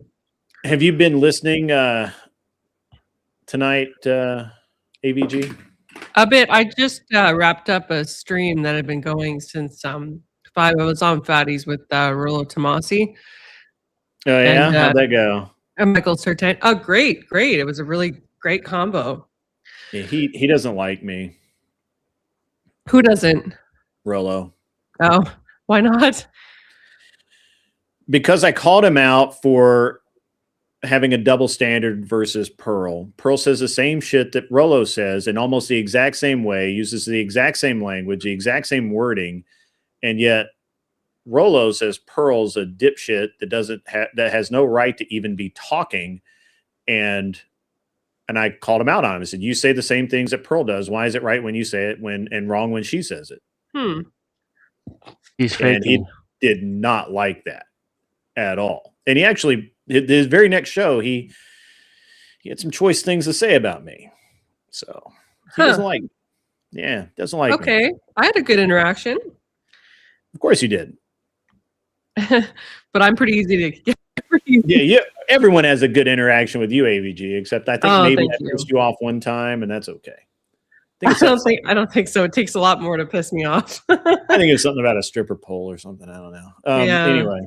Well, all you need to do is refer to Exhibit M, which is the interaction I had with Marte the other night, and you can see what happens when you actually make my ire sparked. Yeah. So Vikings being awfully quiet regarding I have no idea what went on. I'm missing total context. Like I said, I was saying in the chat before, like, this is just kind of funny because I have no clue what's going on, and I'm hearing all this drama. I just got back, and I'm just like, I just got a bucket of popcorn. It's all good, you know. Yeah, no, it's all, there's no real drama on my end. I mean, Marte, are you aware of Marte? Nope, no clue. I have Okay. no idea who you guys are talking about. That's why I said this is Yeah, great. Like you guys are talking about somebody I have zero clue who they are. I don't even know if they got an avatar, anything. I just know the name. The gay that's all. porn dude turned ortho, bro. I don't know that he ever actually. I mean, I don't know. But all right. So can you let me know what happened from your point of view, AVG, the other night with Marte? So I have a clear picture. Yeah, so just being as concise as possible, there was a server rule violation from the sharing of content. I took a bit to investigate it. At the end of the day, I made the decision to remove him from the server because it was a breach of a material rule. He was very upset that I did that without asking him to remove the content first. I said, when I told him about the boot, I said, if you remove the content, I'll invite you right back. No issues. And so he did, and I invited him right back. But then he made that stream that everybody was watching the other night, and so I came up there and I questioned him about it, and pretty much there, I pushed him for the admission that he violated the rules. I admitted I was wrong, and I said, like, I think the bridge is kind of burned. He said, I'm not coming back to the server. I said, okay, no worries. Happy to just remain, as professional as possible. Yeah. Okay. Fair enough. I always miss the good stuff. It's okay. You can catch it on my channel. It's the monetization celebration stream. The review of that content begins when I open up the panel. Okay. All right. Don't miss it. I'll if I get time to watch it, I will certainly watch it. I don't watch a lot of other content, so fair. You're a busy guy. I tend to try to be busy. So okay. All right. We've had a lot of conversation tonight about Marte. I really do, I wish the best for the guy. Me too. I'm puzzled as to a lot of the things that go on, but hey, I don't need the answers to everything, and I don't expect them. Yeah, who knows? I just hope he's okay. And, we have a lot of similar friends, even if we're not friends, right? I don't like to go around, talking crap about mutuals. But yeah, needless to say, the disagreement is going to remain, and we're just going to remain as professional as possible about it. Well, whether or not I actually talk crap or not, I'm going to be accused of talking crap. So I just learned to live with that. That's okay. So yeah. Yeah, I guess that's about that. I do, Emmett. I really want to have a conversation with you about faith and that sort of thing, and how it relates to a couple of different things, because I think that you have some pretty good viewpoints on that, and you're welcome to get in on that too, AVG, if you would like. At some point. I don't know when though, because I've got so much else already scheduled on my plate, but maybe tomorrow. I'd like in on that too. I'm gonna be. I'll be on tomorrow night, but I was gonna do an actual chill stream tomorrow night where I actually didn't talk about a bunch of stuff like I did tonight. But anyway, AVG, you're kind of a lawyer. Yeah, I'm a lower court lawyer. Yeah. Yeah. So what do you think about all of this? Will they subpoena this person and that person? All of the wild ass streams have been going on all week about Candace Owens. What do you think about that? So, can you just provide me with a bit of the details? I don't think I've been following it. She's been you just have to pick which court case, because I'm not sure which ones that have been covered yet. But she's being sued by Erica Kirk for when Charlie met Erica or something like that. Oh, right. Yeah, I've heard about this. Just faintly, murmurs. Yeah, and then she's getting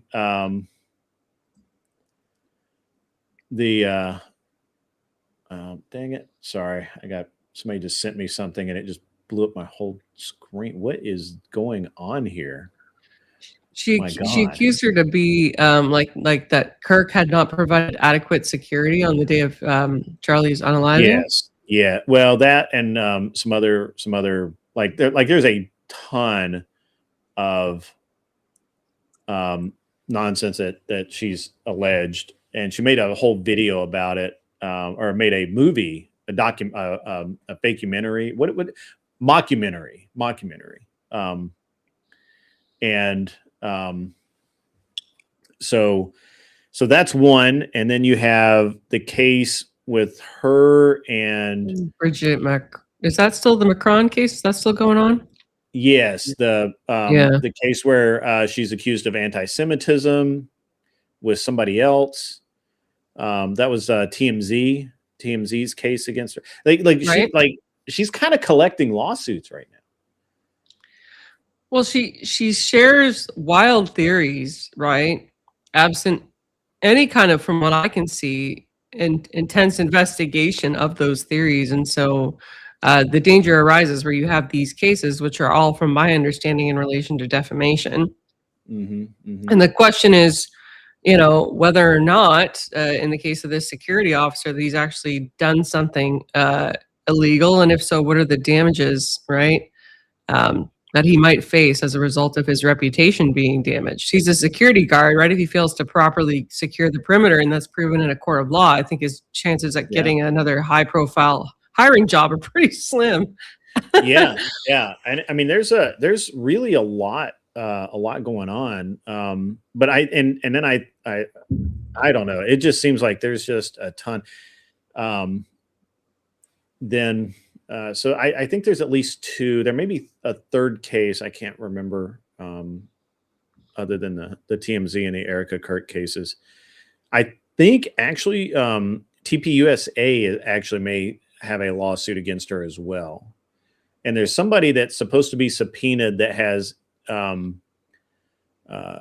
knowledge about, they're supposed to have some knowledge as to Candace Owens' financial dealings and things like that. That's going to be subpoenaed, and that's a big deal.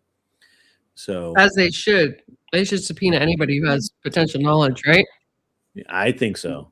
I mean, I said the same thing. From background, I said the same thing when I was talking to Emmett when Andrew and Dusty were on there. I said, they should subpoena Dusty. I would do that, but they have a different way of approaching the case, and I respect that. I understand we can't really get a lot of details. Yeah, well, so I've been sued several times as a business owner. It's just one of those things that happens. Might have dealt with that, once or twice. and I've only ever lost the one case, and I didn't actually lose it. I threw it because it was literally like pay $1,800, which was basically a ticket. Or spend 3 days in court at $5,000 a day. Right. And I'm like, this is easy math. This is not hard. And but the rest I won, and it was always because I really prepared. I really went out and I really found, all of the information I could get and all the people that were involved, and I had all the documents, and I had basically everything kind of lined out. And that's why that's why I was able to win. And I think that Andrew has the same mentality to a large degree that I do. And he wants all the I's dotted, all the T's crossed, and he wants everything covered. So, yeah, as you should, right? Right. Yeah. You can face reputational damage and other issues when you settle without just cause, or if you settle for too much, or if you lose a case, right, or win a case. It all affects your reputation, particularly when you're a public figure, right? So, yeah, I think that, I mean, so, and this is, and I don't know what, I'm not sure how it works in Canada, but here it's really hard with defamation if you're in entertainment, because people talk shit all the time, right? Yeah, if you're a public figure. If you're a public figure, it's really hard to prove defamation, right? And literally there's a reason why the saying there's no such thing as bad publicity is a thing. I think what Sarah's actually trying to prove is that Andrew told his audience to not go there, and that hurt her. But there's nothing illegal about doing that. Right? Like if I say it didn't happen though, like sorry? He never did that. That's not you know, illegal. He said Yeah. go show her the power of the crucible as a joke. Like it's not Well, it's not but it could be that's easily interpreted as or it can be easily interpreted as go unsubscribe. But that's his audience.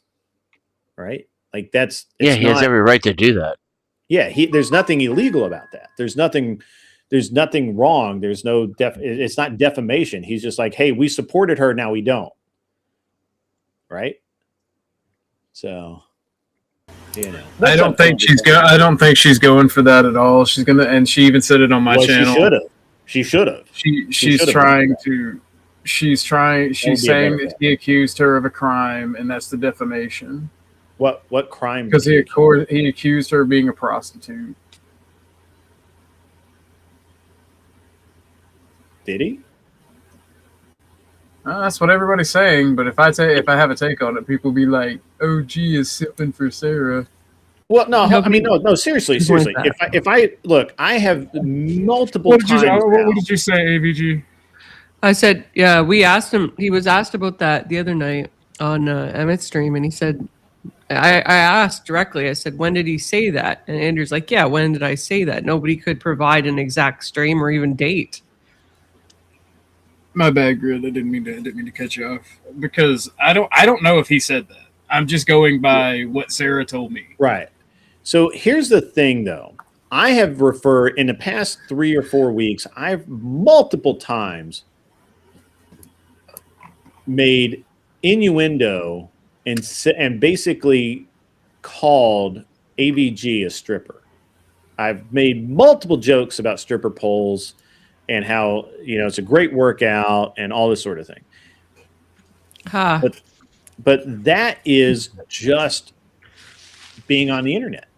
Matter of fact, Emmett got mad at me. That's also not a crime either. Being a stripper isn't a crime. Being a prostitute is. In some places. Yeah, but calling you a hooker isn't the same as accusing you of prostitution.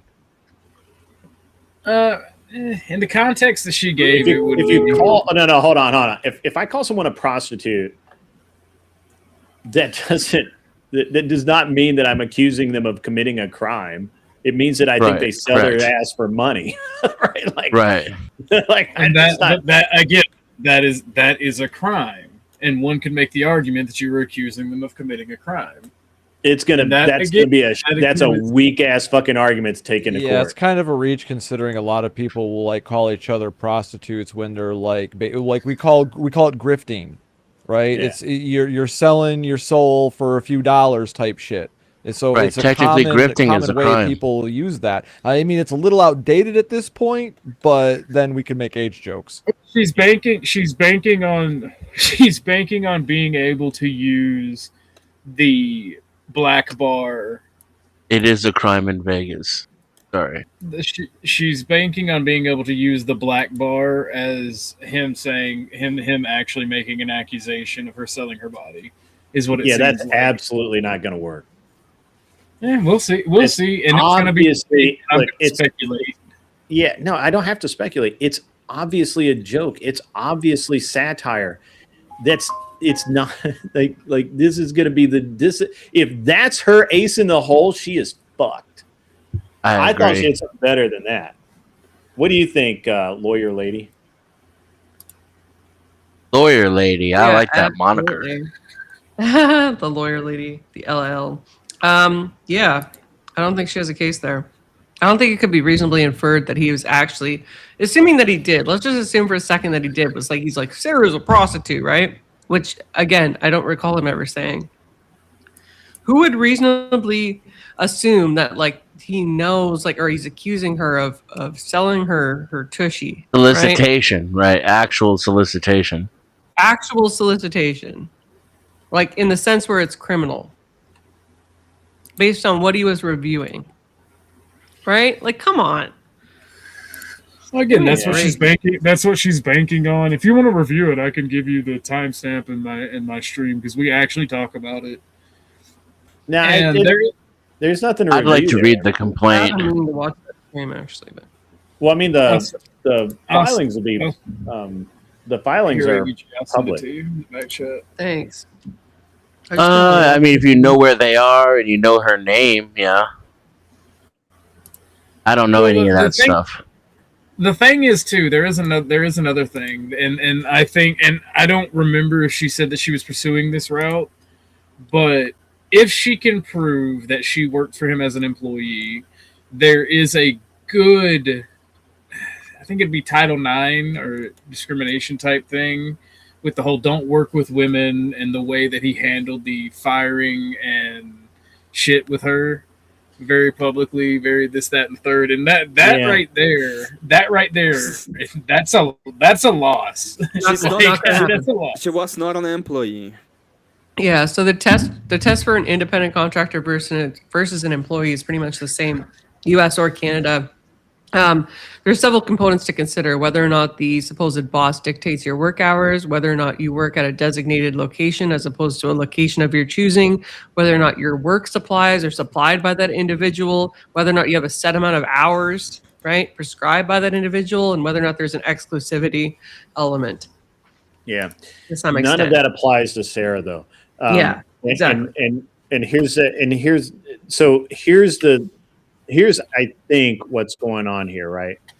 So she's basically pissed that she was going to get, and I don't know, this is all right. She was going to get a very well-paying job there, and that Rob actually endorsed her for, by the way. I thought that's insane, but whatever.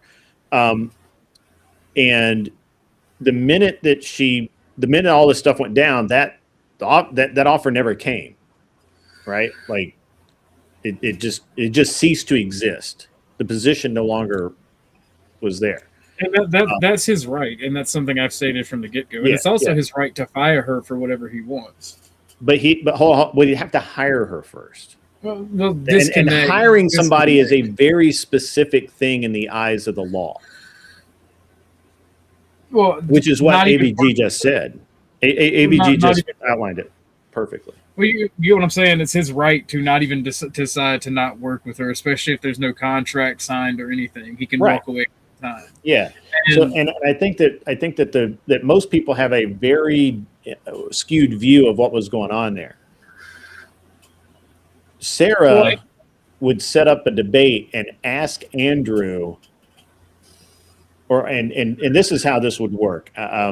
So let's say that you wanted to debate Andrew. She would give 3 to 4 dates, send those over to Andrew, say, OG wants to debate you on this. These are the dates he can do it. Are you interested? And he would say, and Andrew would say, yeah, I can do it on Saturday, whatever, blah, blah, and fine. And that is that's the extent of that. Now there was a kind of a relationship where she was doing some organizational things for him. She was booking trips, and she was kind of helping arrange travel and just handling some logistics for him. But she was still employed by somebody else at that time, so this was just kind of a not really a favor, but more like contract or gig job, right? It wasn't like it's not there was no offer letter, there's no employment contract, there's probably an NDA somewhere, but that's about it. So well, that's why I preface everything with if she can prove this, if she can prove that, because I mean I think it's funny as fuck. Right. I haven't picked a side on this. I've told people I side with Andrew because I'm a right winger. I just find it ironic that after all of that, I still catch shit from Miss Rachel Wilson. Like, you're giddy as fuck to see my husband being sued. I'm like, Well, I laughed. Gigglegate 2.0. Gigglegate 2.0. I mean, people are a little sensitive right now. So I don't know. I get it. First, honestly, OG, not everyone knows you like we know you. Yeah, I know how my You girl don't gets. know If, like, me. people talk shit about me. She gets pretty squirrely, so I can understand. So, Well, the thing is, I have never talked shit really about Mr. Wilson. I like to speculate and troll everybody. Yes. And that's actually, Mullet Baby says something really important. So she never actually did the logistics that she was supposed to do for Nashville. And I actually, since I was a part of that, that I have direct knowledge of that. And she didn't do that. As a matter of, I'm not going to get into that, but Andrew still said that he would pay her even though she didn't do anything. So she didn't do that work, because I had a comment on this, and it's, if she did the work, Andrew should pay her. I think I was talking to Mr. Wilson about that anyway. Yeah. And he had made the comment that he plans on still paying her to do that work. And from what I've heard, he did pay her. Yeah. So yeah, she never did the work.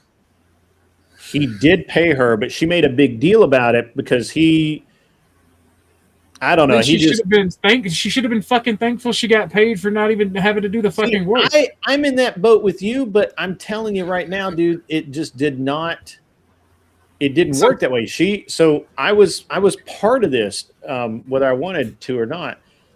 I kind of knew about this, and Andrew did kind of he wasn't dragging his feet. I don't want to give the wrong impression here, but he had a lot going on.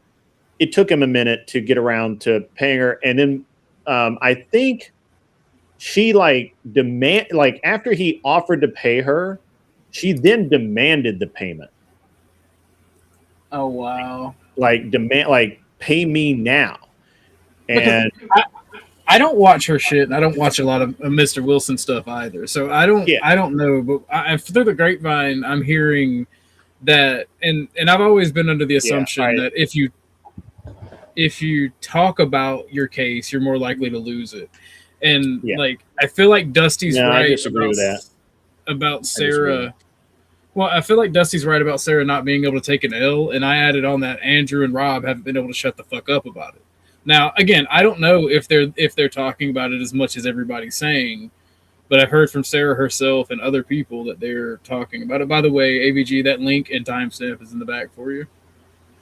It's in the private chat. Thank you. Ahimsa, yes, they cut ties before the Nashville event that she was supposed to be organizing. Now, she was already kind of doing some of the preliminary stuff, and that actually ended up being part of the problem, because while she was handling it to some extent, there was a lot of things that just weren't being really dealt with appropriately, and she was going beyond the scope of what was required. For example, she wanted me to have she wanted me to get tape or Ziploc bags and have everyone wanded before they came into my event, to have them wanded. Because people in Nashville carry pocket knives and stuff like that. And she wanted to basically have us take their pocket knives or anything and put it in a bin, and you weren't going to be able to have it. And I don't know how well it's going to fly in Nashville. That's pretty crazy. And I already have armed security. There was other security there as well. There's there's both visible and non and discreet armed security at the event. And I was like, you can't, like, this is not your event. This is my event. I decide how this is going to work. And I mean, I have the DMs. And so then she was off of it. Well, even though Andrew told her that he was going to pay her for work that she didn't do,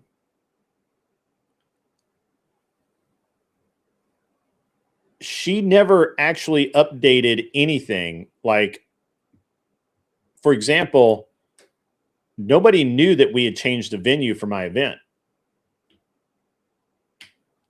Like, she didn't tell anybody that that happened. She didn't tell anybody that we were having armed security at the event. Like, just the communication fell apart, and not on my side.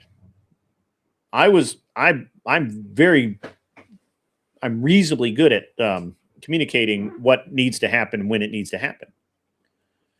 So, I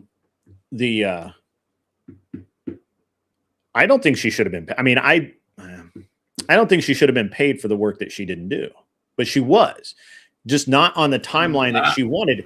And even after she was paid, she made a hit. She literally went live like an hour after she was paid and was talking shit about Andrew not paying her. Like, the money was in her bank account. Do you understand, OG? This is what Andrew's going to do. He's going to just show all of this bullshit. Even after the money was in her bank account, she knew she was paid. She went live and talked shit about Andrew for 3 fucking hours. Andrew Wilson is right about women. I don't know how many times I have to say this. By the way, this was her third strike with Andrew. Oh wow! I thought it was only 2, and it's 1, and that was 1, 2. All right, let me lay this out there, because I'll throw out some more here. So first, and this was when I was first getting started. Andrew is in my DMs one day, and he's like, "Don't work with women in don't I'm telling you, don't do it. Like, do not have a female co-host. Do not have female schedulers. Don't work with women in space. They're going to fuck you over." I learned that the hard way. I'm like, okay, cool. And should have listened to Mr. Wilson the whole time. and so what had happened? What I gather happened is, Raging Tomato before I don't know that she was Raging Tomato at that point, but Sarah had set up a debate between Alex PF Playing with Fire and Smashley and Andrew and some other dude, and it was supposed to be about masculinity or some shit like that.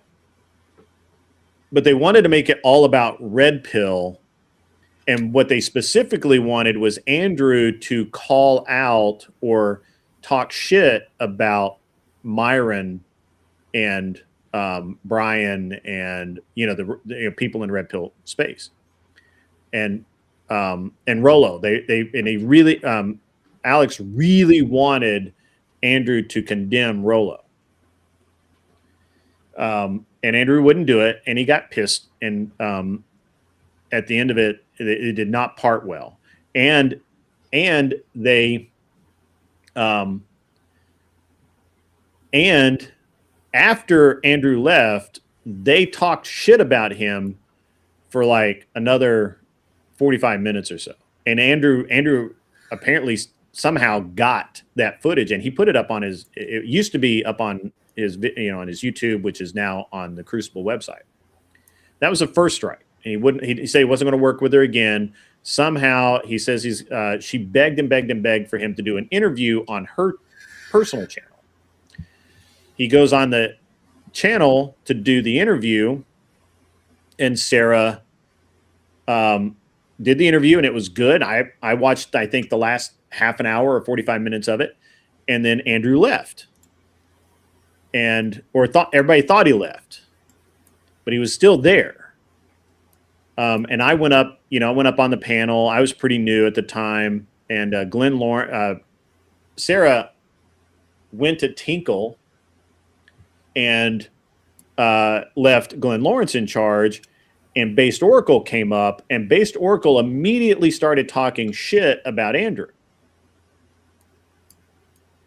And, of course, I was taking Andrew's side, and Glenn was to some degree as well.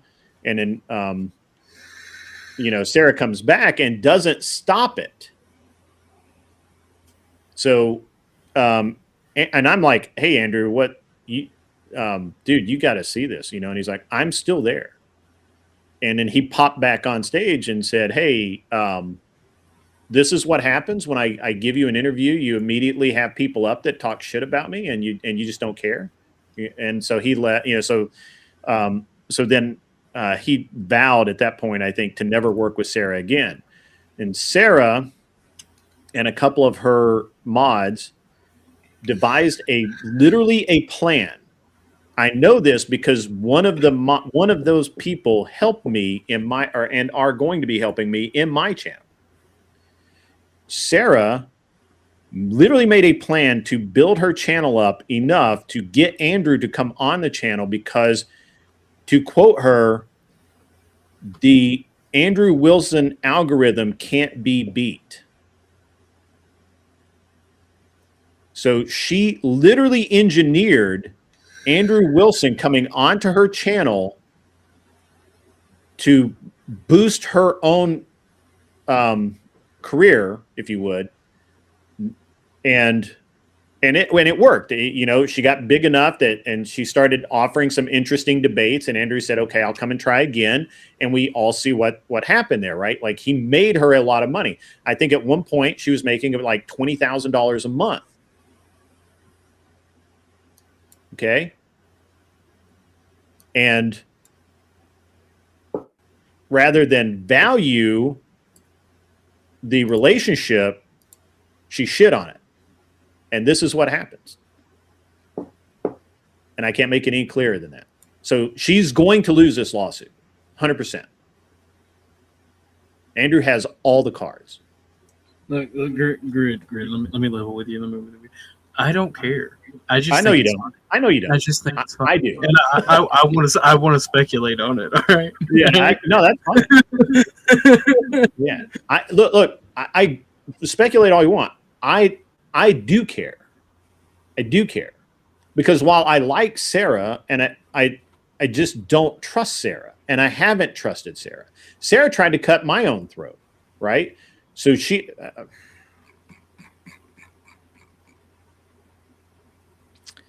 I don't trust Sarah. I like her. I think she's funny. I think that she can be cool. She can do a good show if she would just get out of her own way. I think she has potential, but I don't trust her.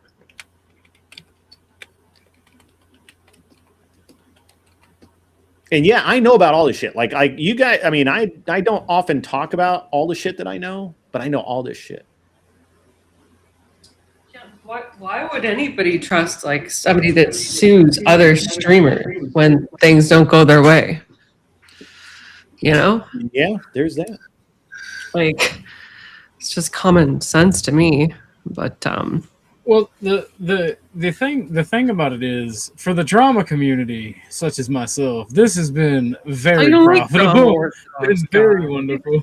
I don't like drama. I don't like drama. I just like the fucking money. Okay. All right. I haven't picked a side in this shit either. And oh, you have picked a side on this. So you're just scoping so hard. Remember when I told you, Gray, that this was gonna be the cope? I don't like drama.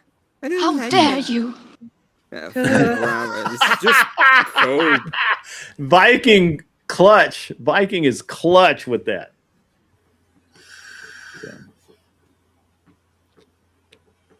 Yeah. Hey, Emmett, I've said for the longest I don't like drama, that I like the money. No, you like the drama. You're extraordinaire, okay? You'll go on out of your way. to find it. Look, all I know is that yes, because money.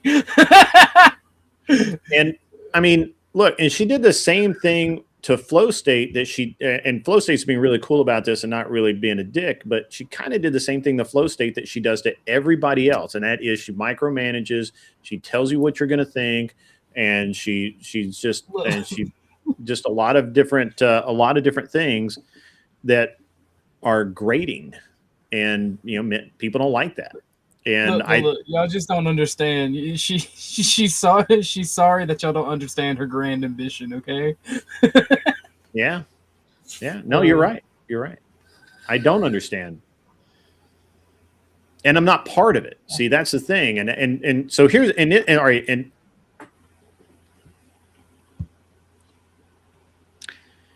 And I know that Viking is going to have some choice words here after this, but that's okay. So here's the thing. There are creators and there are people who need creators, right? And Sarah needs creators. Sarah doesn't create anything. Sarah by herself is not entertaining. Sarah needs all the people on the panel. She needs Emmett to go on there and rage at all of the non-Christians. And she needs, she needs all of this, right? And when you go there, you're investing your time in building her channel, which is cool if that's what you want to do. It's like, I know when I go to OG's channel, I'm investing my time into building OG's channel because I try and add value to that channel. And you do, and I appreciate that, by the way. I like our talks. But I do that because I want to. I don't need to get anything out of it, and I just enjoy. I enjoy hanging out. That's one of the streams I enjoy hanging out on. And I don't feel like I'm being used. When you go to Sarah's channel, and there are others. Sarah's not the only one. When you go to those channels, you need to understand you are the product. You are the content. You are not creating content for yourself. You are the content. You are being farmed.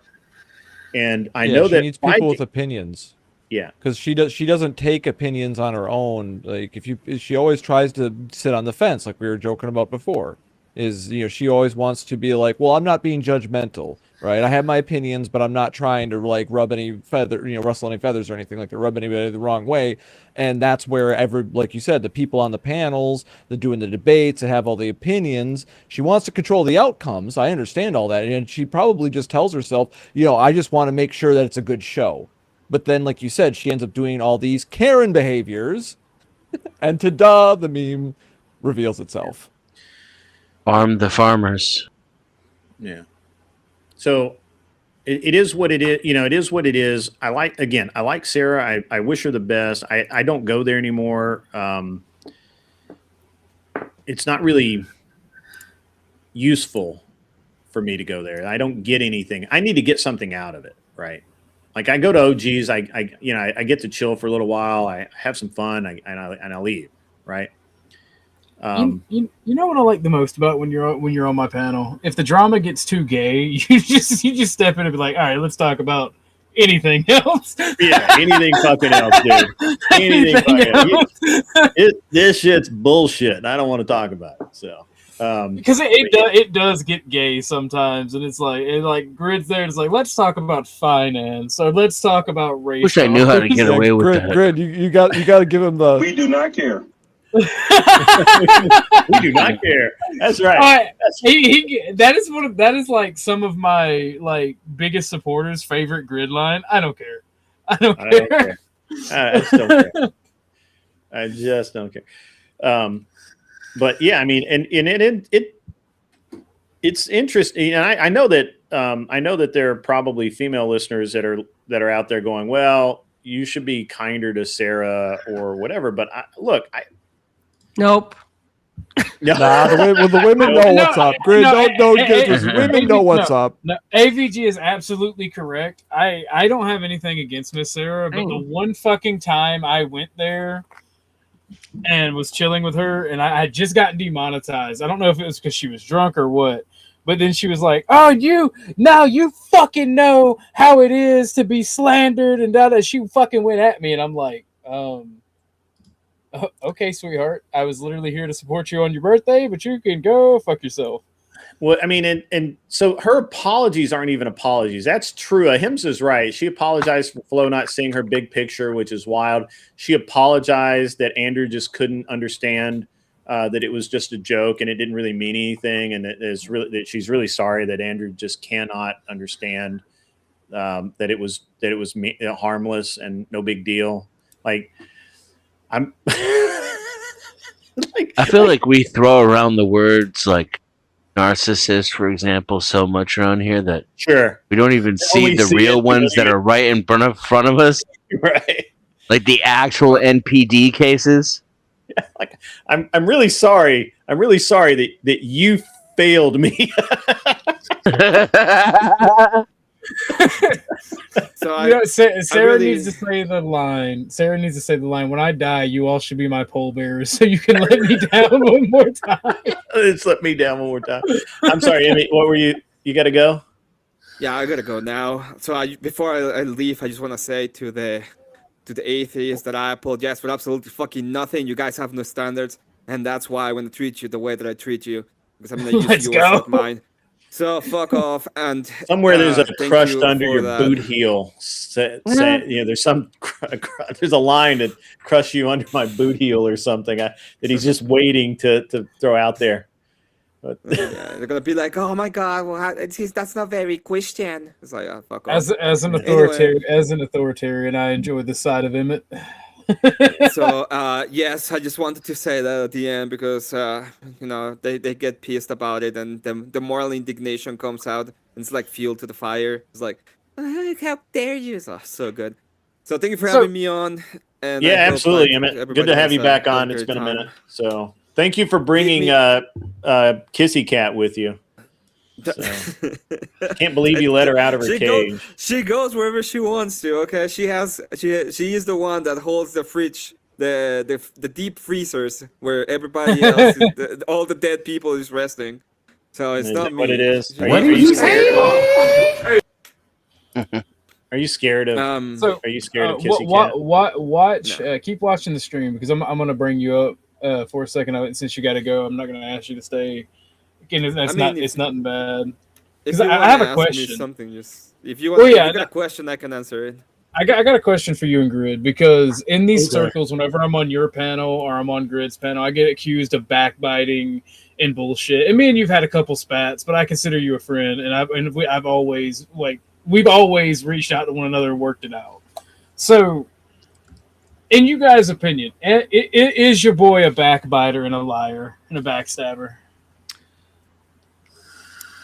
I will say yes, just because you didn't allow me to tell RLM how much of a bitch she is. So I'm still mad at her, and I'm not going to ever forgive you for that. I regret that now. So, if only I had knew. Yeah. Yeah. If only I knew. I can't say that you've been a backbiter. I will say that you do some things that puzzle me sometimes, but it doesn't affect me, so I don't really give a fuck. So, just I'm a mystery wrapped in an enigma, Grid.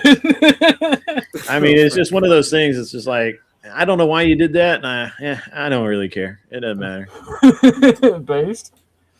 So, I'll be seeing you guys. Thank you. Have a good all right. See you, Emmett.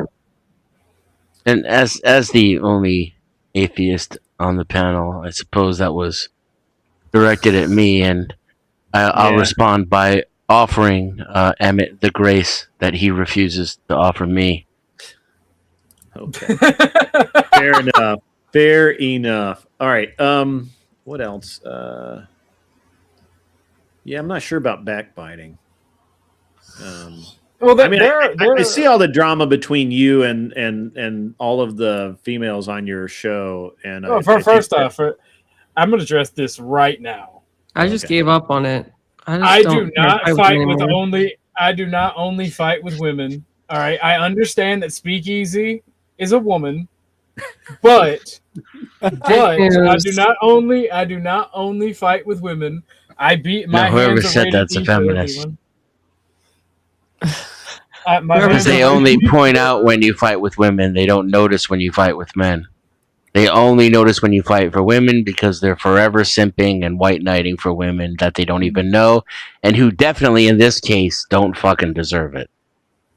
Well, the thing is, like, I've only fought with women who shared my docs, backstabbed me, and like me and AVG, I don't consider that a fight because like we're on two polar different fucking spheres of influence. We're not going to see eye to eye. I am late tonight, ZD Dan. You're right. But it's been good. It's fine. I haven't been on a ton lately. So, look, I think you two are more alike than you think. Well, I like to pick on AVG. I like to pick on the chicks. I like to pick on everybody, but picking on the chicks is funner. I couldn't tell. That's so weird. I had no idea. He just wants to push you down in the sandbox and pull your hair. You see, this is how he flirts. Always got to make it degenerate, y'all. I tell you. What the fuck was that noise? Pardon my French. That Wilhelm. Not fun unless it's degenerate. Oh, you're I more don't know scarce about that. lately.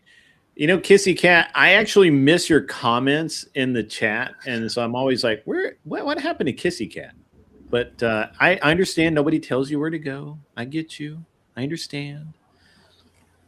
You're awesome. We're all not. It's cool. You're right about the bag, Kissy Cat. Good eye. It's brand new. What's that? But she called out my bag earlier when I was on stream. Just another purse. Yeah, I bought another purse. Yeah, my you wife have has a problem. You know that, right? No, I haven't bought a purse in this is like the first time I bought a purse in over 2 years.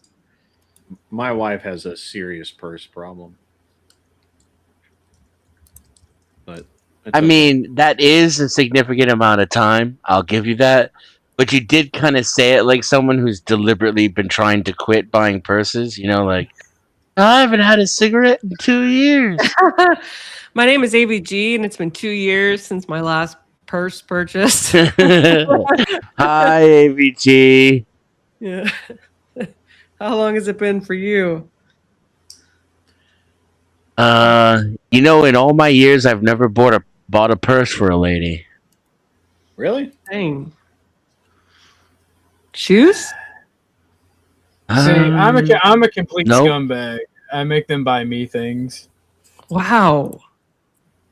I don't even have to make them buy me things. They just buy me things. Dresses, yes. That's why I like older women, right? Because they be like, never mind. No shoes, just no really bags. Love guys that are fun and aren't weird, you know. So you tend to get treated better when you're like that. I don't know. I'm weird, and that's the only reason I get any pussy at all. Dear Lord. Fair enough. I mean, no argument. No argument. And you've tongue-tied AVG. She just doesn't know where to go with that. So. I don't even know what to say. So you can say degenerate. That's the best one. Degenerate. AVG, would I have to convert to Orthodox Christianity to have a chance with you? You would have to convert to Orthodox Christianity and not be a man on the internet. My father has forbade me from dating or marrying any man that I meet online. Well, I think closing the YouTube account would be easier than the conversion, honestly. That's it? That's all I have to do is shut down all my social media? No, I can't meet the guy online. You haven't met him. You're already screwed. Yeah, can you really ever meet anybody online? No, I don't think so. It's so rare that it actually works out. Most people, too, like the dating apps are designed to keep you coming back, so... I don't even think that's a good one to use as an example. I know some people have success on it, but I just find it most people, when I talk to them, I'm like, hey, what about this dating app? They're like, no. I went on Bumble for after I broke off my engagement. I think it was like a year after. I went on Bumble. I went on 2 dates, and they were both horrible. Like, why were they horrible? We got to get you on Christian Mingle. Christian so, Mingle. so the first guy was like he was this he's like a coder or whatever, like a high level coder. He ran this like academy or whatever. And he took me to this really nice cocktail bar with like this like speakeasy downstairs where they had like champagne, and it was a really classy place, and I was having a good time. And then I'm not even joking, we were there like 20 minutes, and then he's like, "Do you have a high sex drive?" And I was like, "Excuse me." I mean, I feel like that's a pretty fair question, to be honest. I mean, It's not something I would ask, but that was enough to ruin it for you. That question. Pretty much. I don't think that's something that you ask a lady, especially on the number one on the first date, but especially 20 minutes into the first date. Like 20 that, minutes. Yeah, that's kind of awkward. I don't think he was looking for a lady. You know, You guys had no other I think he was interaction. looking for a lady of the evening, is what I. Yeah. That was the only interaction you guys had, was the first date. Yeah, I never saw him again. You never. What about the second? No, I mean before that. What Before about the date, before the did you date? talk to him? Yeah, before the date. On the app, I messaged him on the app, but he didn't Like pull out briefly or like a lot? We talked for about 3 days, and then we set up a date. Yeah. And then what about the second guy? Yeah. Yeah, so lawyer, so figured amazing, right? Because we'll have a lot in common. All we did was shop talk. We went on 2 dates, and on the third date, we had scheduled the date, and he never even. I texted him that day, and I was like, "Hey, are we still on for this day?" And he never said anything, so I just assumed no. He ghosted you after 2 dates? Yeah, we just kissed once, so it wasn't a big deal for me. Was that but on the second date? Second date? Yeah. Dennis is doing so the fucking kiss. op research Maybe I had a right now. horrible kiss. I don't know. Maybe there was no oomph. He texted me after that though and set up the third date. So I don't freaking know. So That's weird. yeah. So needless to say, I haven't been back, and I don't really want to be. I think it's kind of like I'm Orthodox. I'm gonna have to meet a guy in the church anyway. So In the church. yeah. Like in not necessarily my church. I think it's smarter to meet somebody at a different church. That way, if it doesn't work out into How marriage. do you it's do not that? Do you super guys have like awkward. cross church Yes. picnics or Frequently. something? We go to other churches for special events. I also sing in the choir, so sometimes we'll sing at other churches because we have a big choir.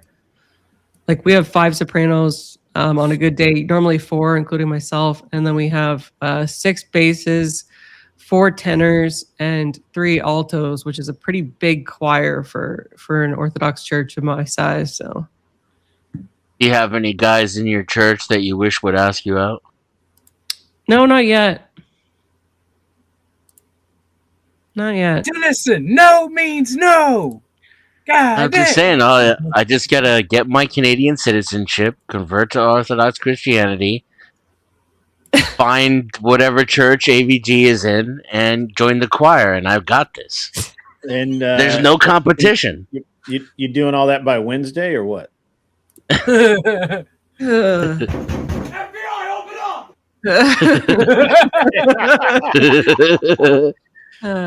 The funny part is I think that was the FBI at Dennison's door. Oh, shit. Shit. All right. Well, I've only gotten a limited amount of sleep in the past 48 hours due to all these appearances and content creation grid. I think I'm going to try and catch some Z's. Thanks for having me on. Denizen, Orthodox guy. Nice seeing you. Viking, didn't really get to talk to you, but pleased to meet a virtual acquaintance. Agreed.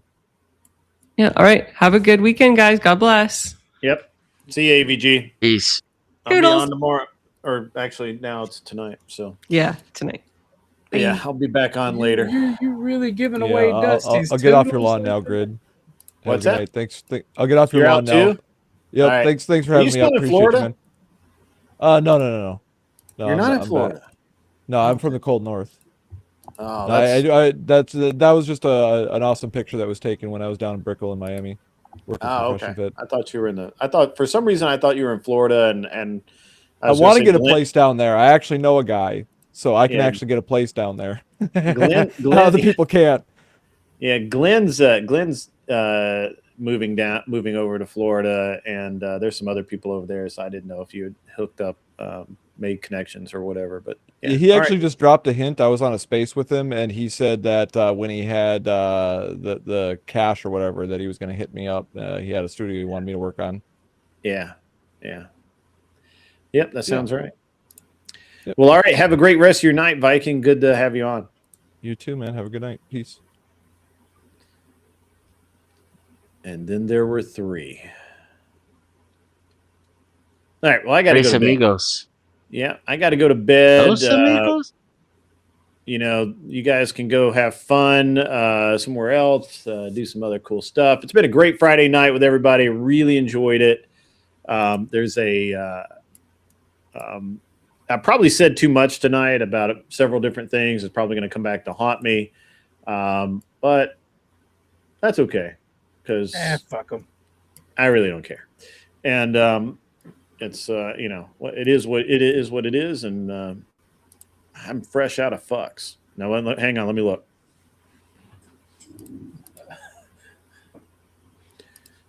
Zero. There's no fucks. Pulling an AVG. Behold, my field of fucks, it lies barren. That's right. There are no fucks left. All right. So, are you guys? You guys are gonna be around tomorrow. You can. I don't know if you can jump on. I don't know what I'm going to be doing tomorrow night, but come by and check it out. To everyone who was in the audience tonight, thanks for coming out. I will hopefully have a more entertaining show. Even more entertaining show than tonight. We'll do it tomorrow night. And at some point, I am going to make the list of people who are going to be at my event at DebateCon public. I promise. In the meantime, you guys be cool and go bother somebody else. And yeah, peace out.